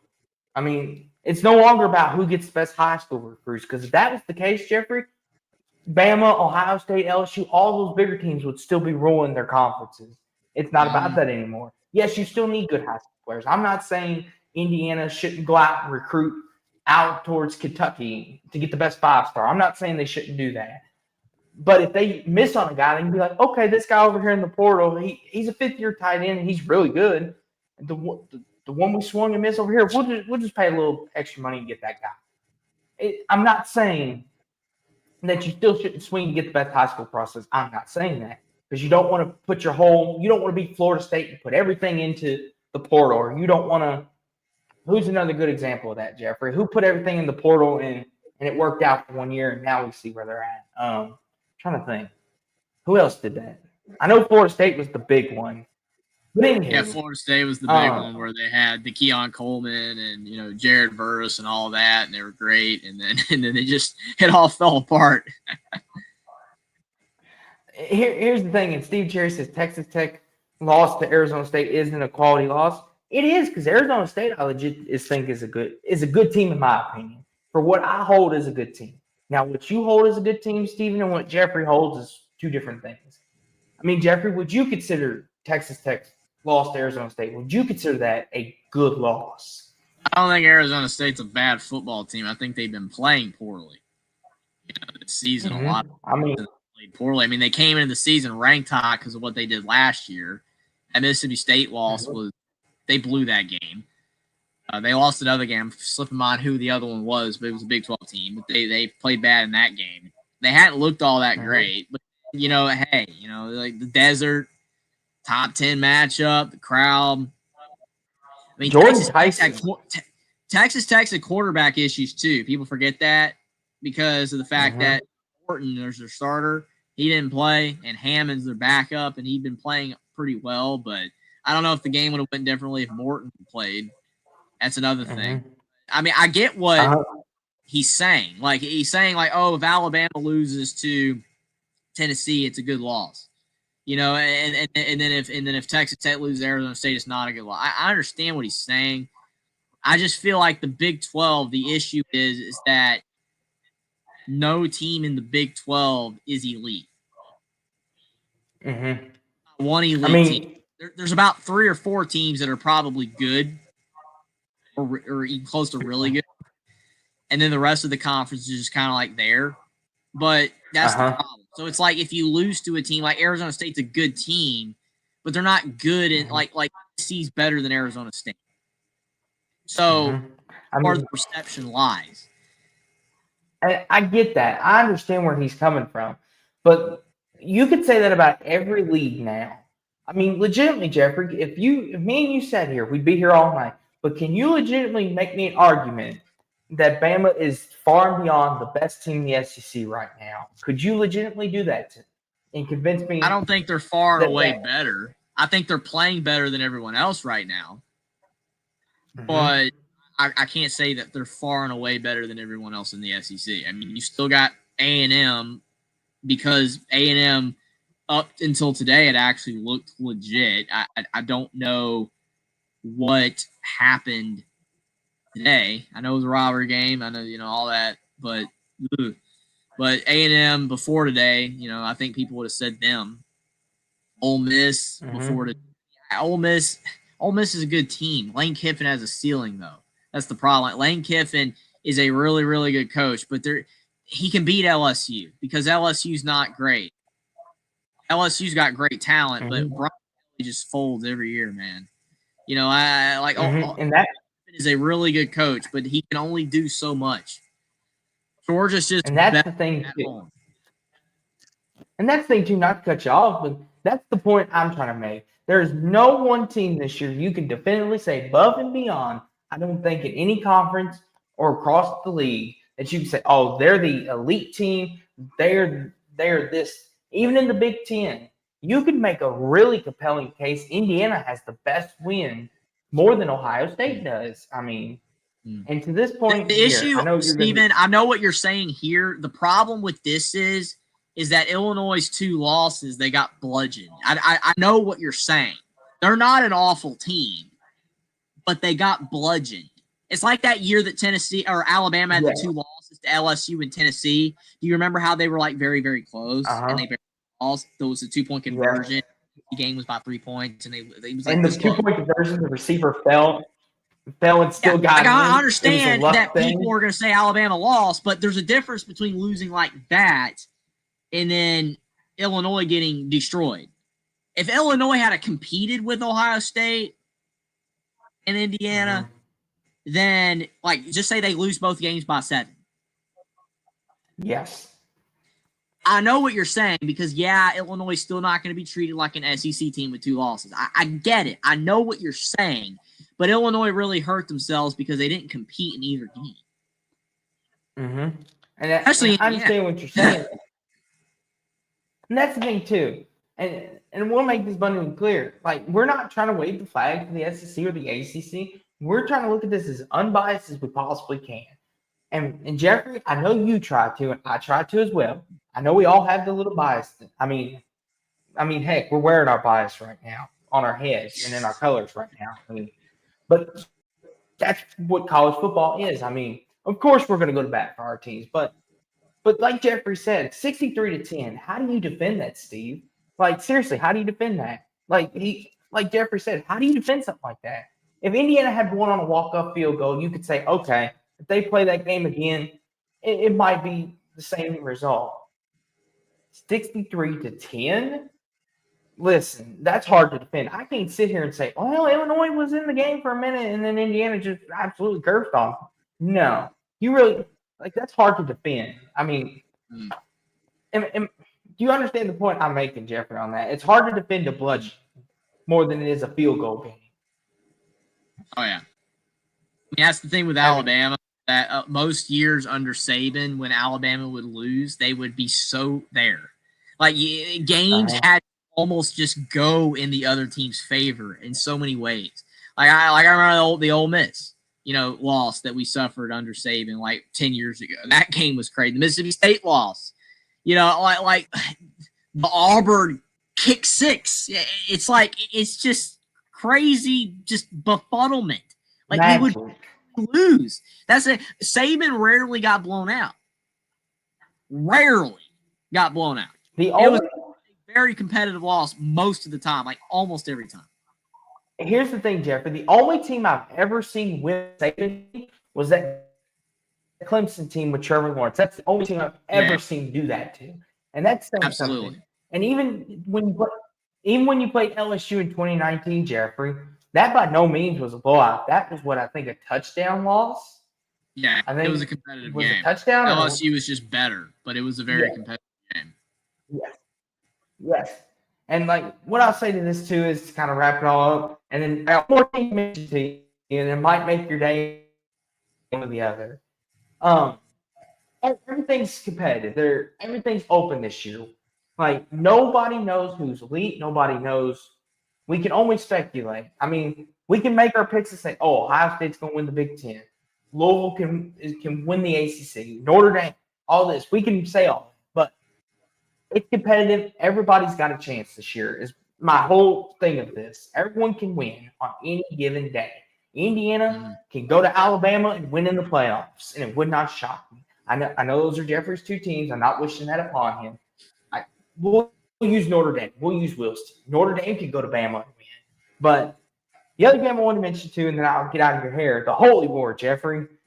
How do you feel about BYU? Are you bought into BYU yet? Because I'm still on the fence. The problem is that kind of like how Miami chokes a lot late. BYU started last season, wasn't they like 8 or 9-0, and then they fell apart late in the season. So I mean, I still can't remember if I picked Utah. I wish Will was here because I know he probably would remember. But I think Utah was going to win. but I can't remember. So, but BYU at home, that's a good environment. Like they have a good home crowd. Yes, It's it is. play, but I gotta look at their schedule. Because I can't remember who they got the rest of the way. But if they have a couple tough road games, they got at Iowa State next week and at Texas Tech the week after that, and then at Cincinnati after TCU. So they got 3 games. Because I mean, you look at who they barely beat Colorado on the road, and they barely beat Arizona on the road. But here's the thing, though. I mean, Colorado beat Iowa State, though. That's what the Big 12 is, though, Jeffrey. Is that not what you tell us every week? Like, is that not when you come on here live, whether it's this or with Will or with Jackson or me? Is that not what you always say about the Big 12? Anybody could beat anybody. Back to the original whole argument that got us down this rabbit hole. Is there There's not a Big 12 team you look at. There's not a Big 12 team you look at. Beginning to believe Tech. Win. I was beginning to believe Texas Tech until today. I ain't gonna lie. I was beginning to. I wasn't all the way sold like some people were. Like, oh my gosh, Texas Tech's as good as Indiana. No, I wasn't there. But I will say that I was beginning to believe, because I thought they got a lot of talent. They're beating people pretty heavily. I was like, I think they might be pretty good.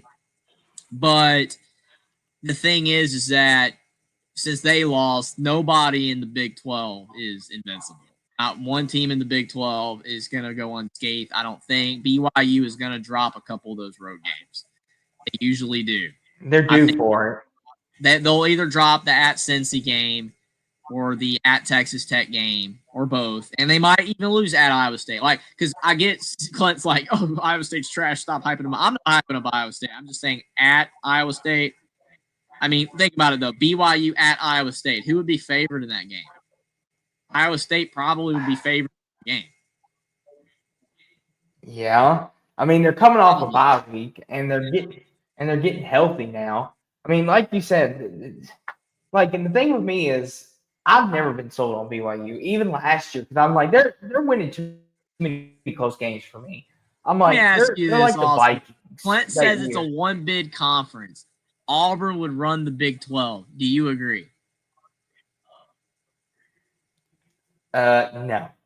Because Auburn would screw it up somehow. Literally. I think Auburn would still find ways to lose. Colorado. They would lose to Colorado, and people would be like, oh, I thought Auburn was great. That's what you get for taking the fool's gold. I mean, listen, is the Big 12 one big conference? Probably. Is the ACC a one big conference? Probably. Maybe they could. The ACC's got a better chance of getting 2 in before the Big 12 win, I think. Miami hurt themselves. That's a whole nother rabbit. Big time, though. Miami hurt the ACC. Yeah.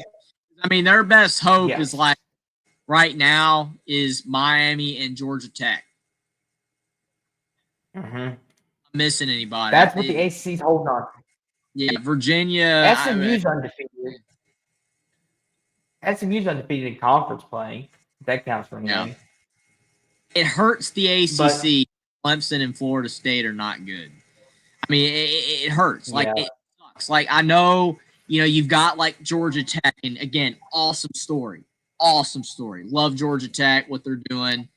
Louisville, Virginia. I mean, that's good. That's great. That's all great. But it's just better if the ACC has a good, Florida State and Clemson, because those are your brand teams. Unfortunately, brands. I mean, Indiana.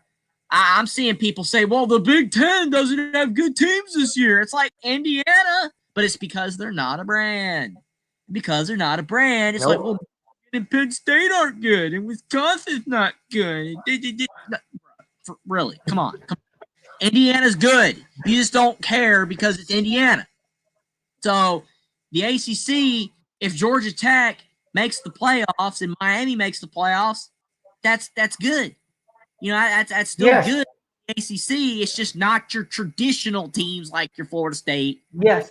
Because they're sucking win. But sometimes another team can have it this year. Okay, Like next year, it might be Michigan, Penn State again for the Big Ten. But right now, it's IU. So just let them have their moment, man. You know, I know that's the thing. With Louisville that year, but Louisville, man, Here's that the year, thing. Time they out. lost Time to out. Florida Okay. State with no quarterback, and I was like, man. Ugh. See, here's the thing.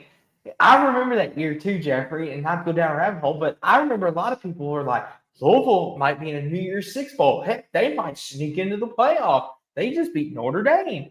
And then we followed it up, of course, going to Pitt and blowing it, which going to Pitt, Pitt's a hard environment to play. But regardless, and I remember you even saying Louisville's not that good. They're a top 25 team, maybe top 50, borderline top 15, and that's being nice, but they're not top 10. Because I remember you even said if we line up the top 10 and have them all play Louisville at a neutral site, and you even said how many of them legitimately would Louisville beat? And you said maybe 2. And I believe it was the year Washington. I remember that. Those are my exact words. I did say that. I remember saying that. You're right. And again, maybe 2. So bad because I felt like I was trashing your team so hard. The hype they got was, again, like with Arch Manning, it just felt for some reason manufactured. I was actually confused why people were so jumping on Louisville's bandwagon that year. Because to me, I mean, all the results they just looked like a top 20-ish team. And if that's where people had them, I'd be like, yes, Louisville.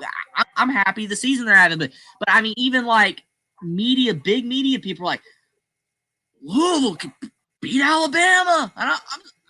Maybe if Alabama had a happy day, maybe. But you're like trying to tell me that this team is like top 5 to 8 good, and I don't understand. No, not me. Notre Dame win was really good, but the rest of the results were not backing it up. It just wasn't. See, here's the thing. Indiana legitimately was to me, not where they're at right now. I would be doing the same thing. Indiana, I love this team. I think they're amazing, but I think they're top 20-ish good. Indiana might be elite. I don't know. I'm still afraid to say it. It's scary. It's scary to say. I don't want to say it, and it gets proven wrong, but they look good. They look really good. I'm still afraid to say it. See, I got a good analogy. I just didn't see it. See, I got a good analogy for your Indiana theory here. So, Jeffrey, it's like when you have eyes for a girl, right? And this is the one. She's this, and then she turns out to be not what you thought she was. That's kind of what Indiana is to you. You're like, oh, I love this. I love Indiana. I love them. I could marry them. And then you go to say something, and then it's like, oh, well, she's not what I thought. But anywho, I had to throw that in there for the night. Steven Cherry is like, what? See, Steven, this is what happens to me when me and Jeffrey get on tangents. We're literally going down a rabbit hole about the past here, and we're talking about this. But to your point though, I always told you, Jeffrey, I was like, we can win the ACC. I said we can win the ACC that year. I didn't think I was being unreasonable. But the people that were saying, oh, we could beat Washington, or we could beat Alabama, or we could beat Penn State, I was like, okay, I could get with Washington because Washington's defense was spotty at times, of course, but all that good stuff. But if you're telling me, oh, you're going to beat Ohio State, I'd be like, no, we're not.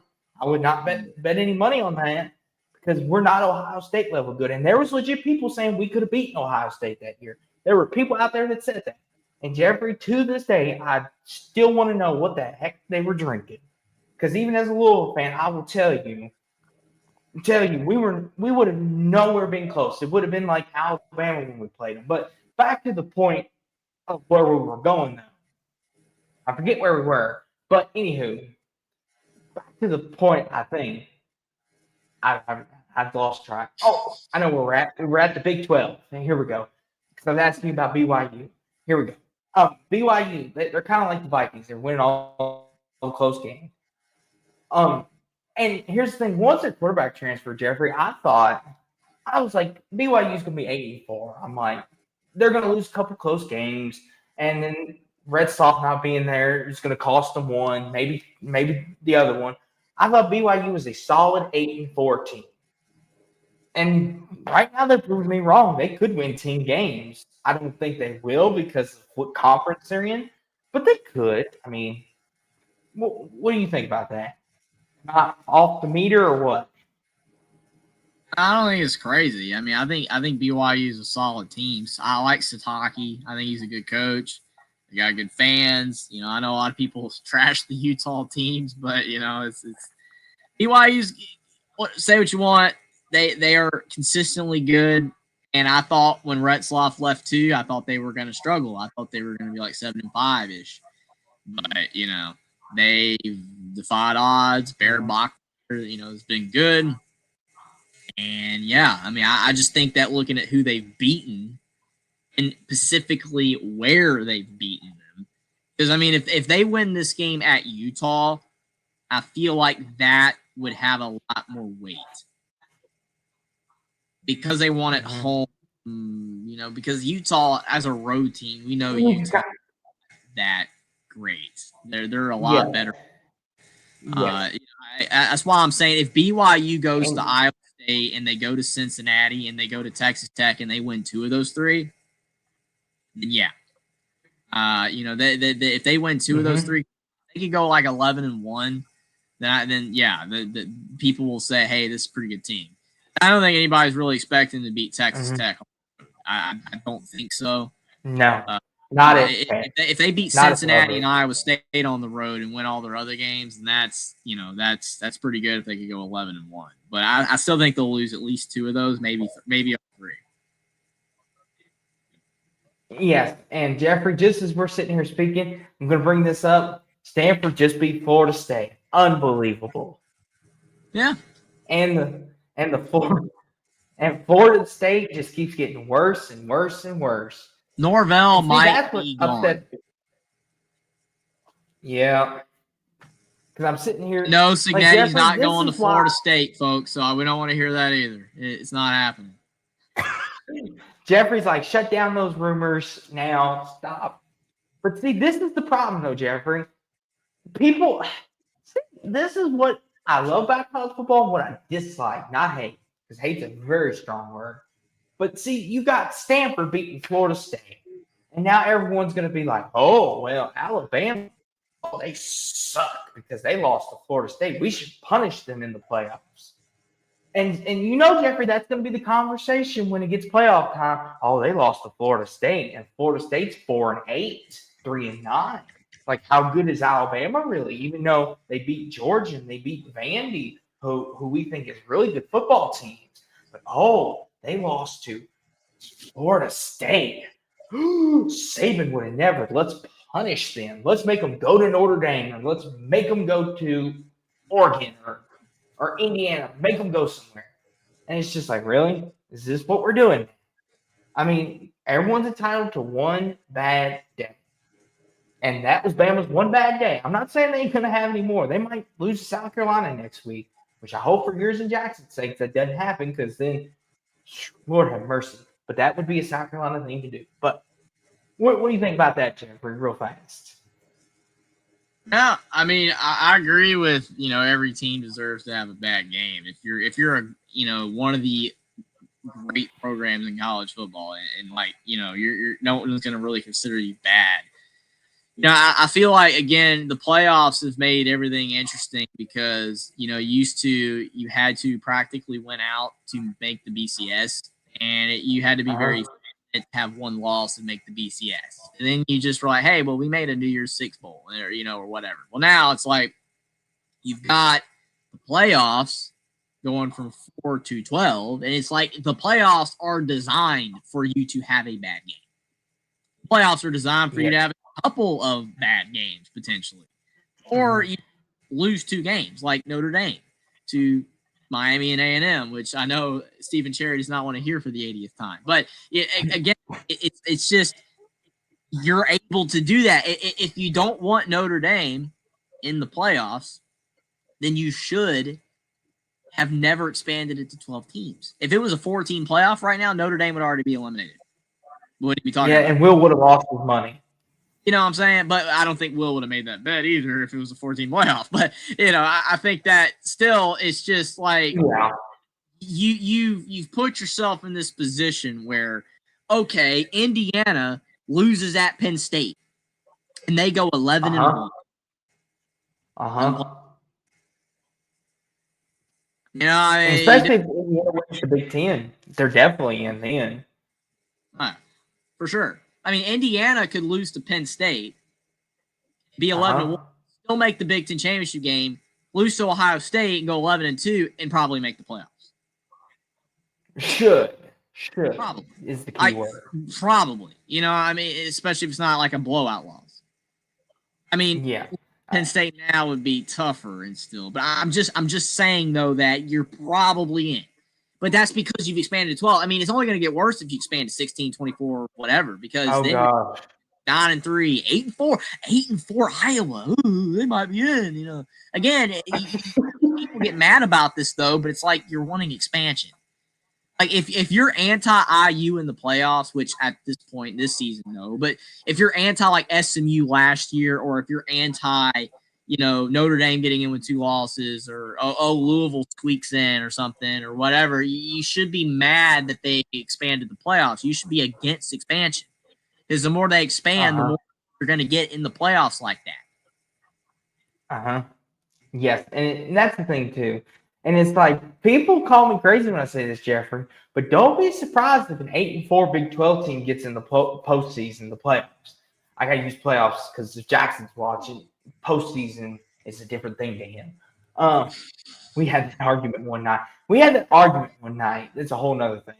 But, like, there's a legit chance, Jeffrey, an 8-4, say, Iowa State team one year could make the playoffs because they could lose all 3 of their non-con games and then only lose 1 conference game and be 8-4.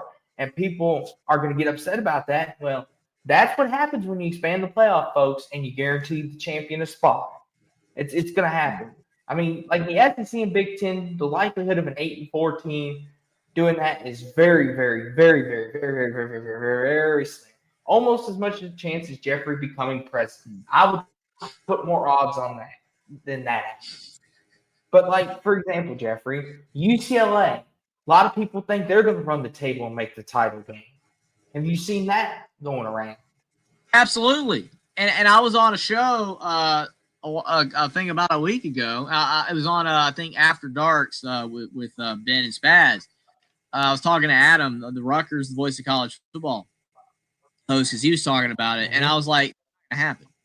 Right? And he's like, well, it could happen. I'm like, yeah, it could happen. You're right. It could happen. It's not going to happen, but it could happen. The fact that it could happen is insane. But, it's hilarious to me because, like, this comment from Duke Lombardi, appreciate you being here, Duke. This is a great comment. Conferences with 14+ with no divisions makes it possible for an unproven 10-2, 11-1 team to make it to the playoffs while avoiding the best 4 to 5 winning teams in the conference. You could say that about Indiana last year. You absolutely can. Yeah. You can. You got rid of divisions. Indiana had a soft schedule.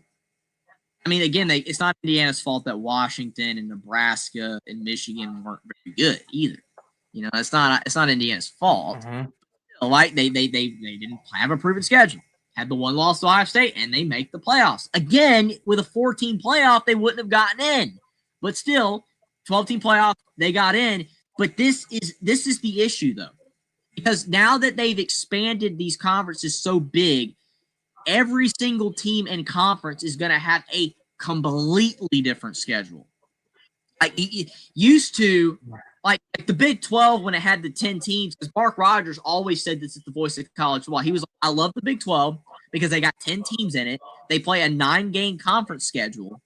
So every single team was playing every single team in the league for a while there when that was you remember that. Like, they're all playing an equal schedule, playing each other. So it's like the winner of that conference is definitive. Right? Like, the only difference is the home and away. Maybe the home and aways are a little bit. It's basically an equal schedule. Now that we've got an 18-team Big Ten, an 18-team ACC, a 16-team, and you avoid a lot of the best teams. Some like look at Nebraska. That 1 year, remember Rutgers last year? They had a very easy conference schedule. People thought Rutgers could win 9-10 games on to reform, but that's because the schedule is really easy. Does that mean that Rutgers is really good? Not really. It's just the fact that the schedule is not equal. They get a favorable break in the schedule. I mean, like Louisville, the year we went to the ACC title game, we had a pretty favorable break in the schedule. We only played in conference. I don't think we played any of the big dogs that year. I think real fast. Yeah, I think we avoided everybody. We avoided Clemson, FSU, except for the championship game. We avoided everybody that could be a threat to us. I mean, like you said about Indiana, Jeffrey, they avoided everybody except Ohio State last year. Like, they got a pretty clean break in the schedule. They avoided almost everybody that could legitimately prove the doubters right. You avoided Penn State. You avoided Oregon. You did play Michigan. I mean, whatever you want to say about Michigan, that's still a quality win, I guess. I know that's debatable in some people's eyes. I mean, you got Ohio State, and then it was kind of like, okay, here's what you're dealt with. And like Louisville, you all would have played Louisville in non-conference. I know that's going down a whole nother rabbit hole, but I would have loved to have seen that, Jeffrey. A Signetti team against Jeff Brom. That would have been fun. Like, I was kind of looking forward to that. And I know why they did that. I know why. Tom Allen was trying to save his job before it was too late. And then Indiana decided, you know what? Go away. Just, basically. Go ahead. It sucks because that mindset of, the IU Louisville game. I wish the IU Louisville game hadn't been canceled. The series hadn't been canceled either. But the thing is if Indiana, just say they played Louisville last year in the non-conference and lost, then they go 10-2 with losses to Louisville and to Ohio State, and they don't even make the playoffs last year. See, that's the problem. It's like the way that everything is set up right now with the playoffs, it's just not really worth playing a tough non-conference schedule. I mean, especially Indiana, the Big Ten, you got conference games. I know the SEC's moving to 9 finally, and they're wanting to, play a tough non-conference opponent at least once, so they have 10 tough games, right? So that could push Indiana to play 10. I think if the playoffs get expanded to 24, that actually almost might reverse itself, where you might actually justify playing a tougher non-conference again because you actually can lose 3 or 4. Like, just say you're in the ACC or the Big 12 and you're not playing as schedule, but you schedule a couple tough non-conference games and you win one of them and you lose the other, then you have that resume win to say, hey, well, the ACC's not that good, but hey, we beat Bama in the non-conference. We might have lost to Georgia, but we beat Bama, and then we maybe lose one game in conference. You're 10-2. I don't know. I'm just right now, the way the playoffs are set up and these conferences are set up, it's not really worth playing a tough non-conference game. It doesn't hurt. It doesn't help Louisville. Here's the thing. If Louisville loses to Indiana this season, they have 2 losses right now instead of 1. It doesn't really help you. It doesn't help Indiana either, because Indiana's going to make the playoffs regardless if they win out.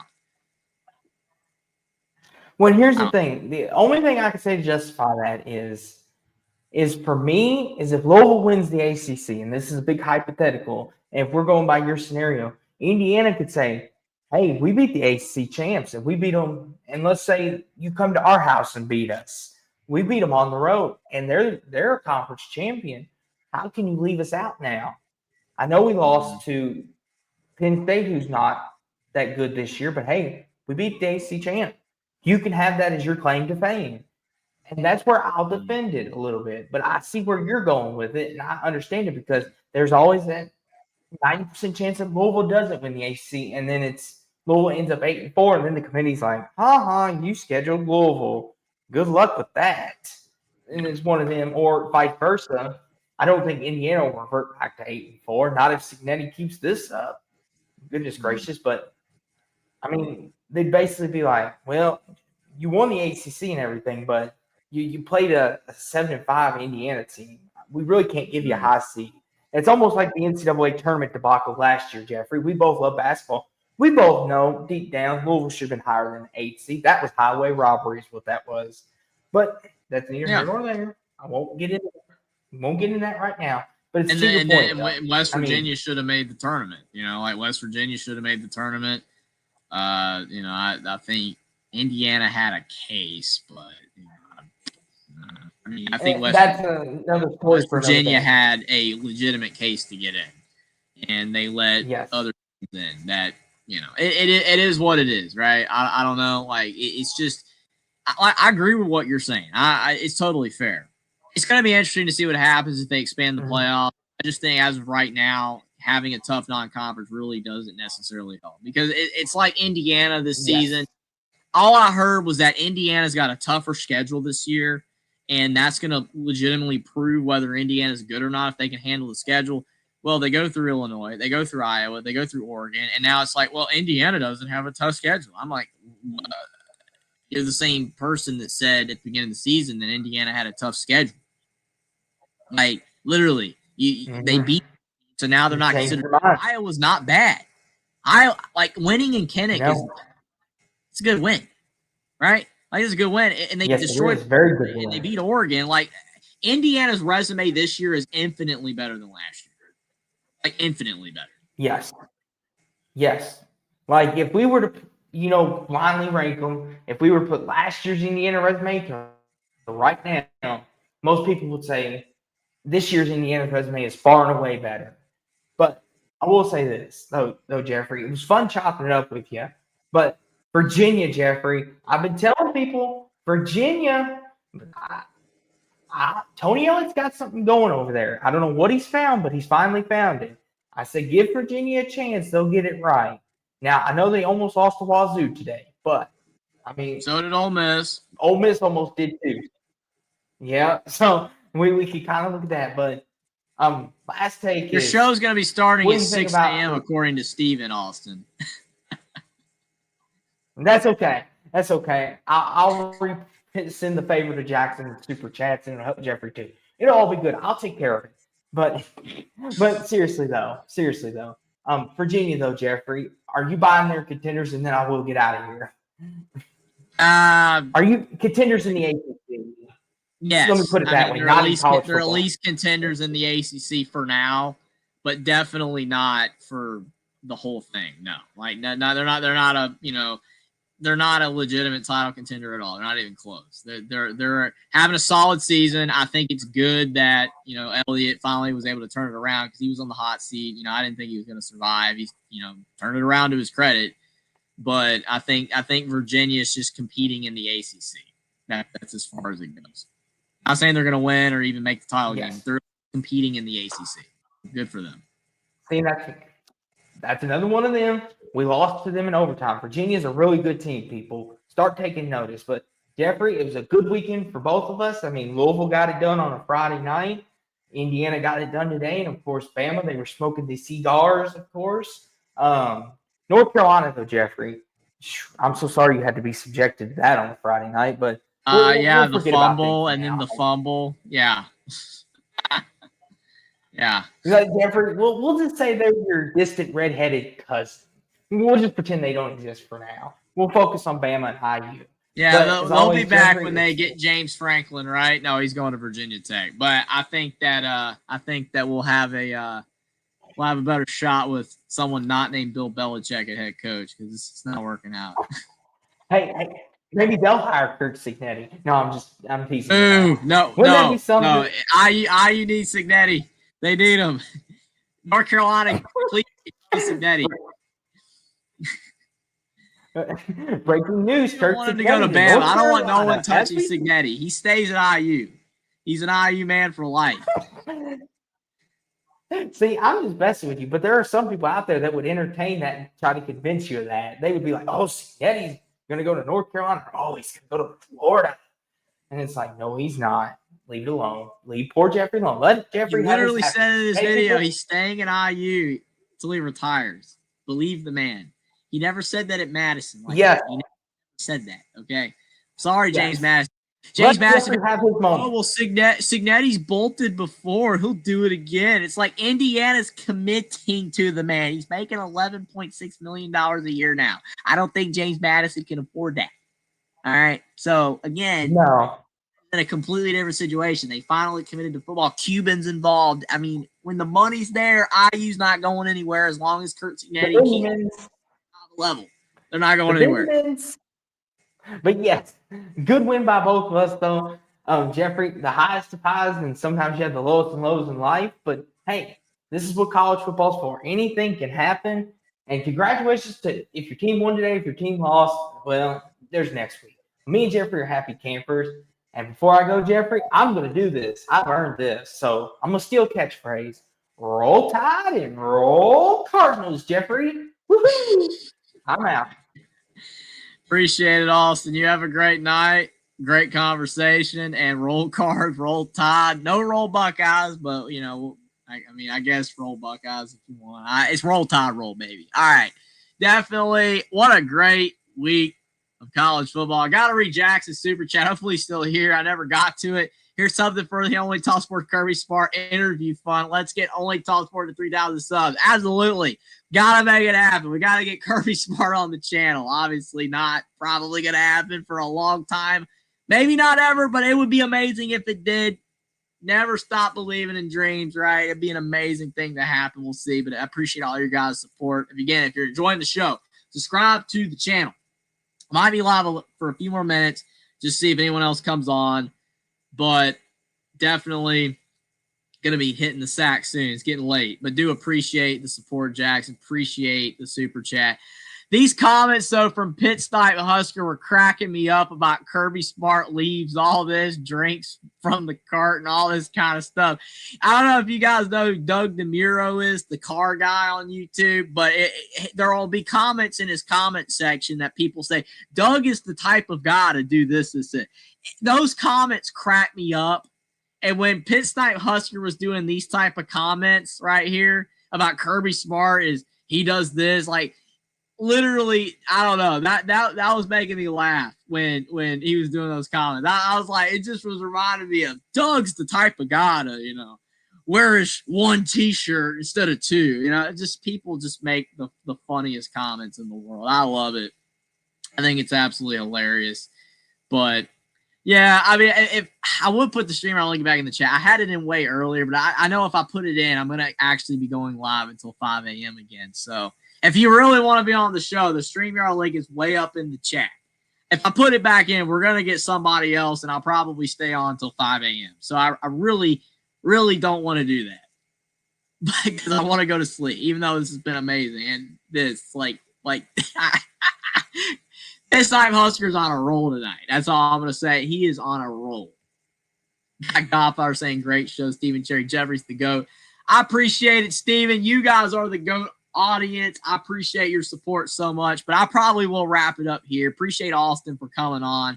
Congrats to IU. Congrats to Alabama. What a week of college football. Upsets galore. Sorry if your team was a part of those upsets, especially Pit Snipe Husker. It sucks for Nebraska, but hopefully they'll turn it around next week. Appreciate it, Rough Rider return. Appreciate Jax for the super chat, but definitely like the stream down below. Subscribe to the channel if you are new. Share the stream out on social media. I will be back soon with Will and D. Going over the week 9 college football predictions. I'll be doing my NFL predictions next week. Hopefully my NFL predictions this week aren't bad. Hopefully. And I'll be back next Saturday night for my week 9 college football recap. I can't believe we're already getting close to November. The season's going to be over before we know it. I don't want it to be, but I'm having so much fun doing these recap shows. You guys make it so much fun. I appreciate it a lot. And definitely, I hope you guys have a great night. I will see you guys soon. And roll Tide, roll, and go Hoosiers, baby. Appreciate it. You guys have a great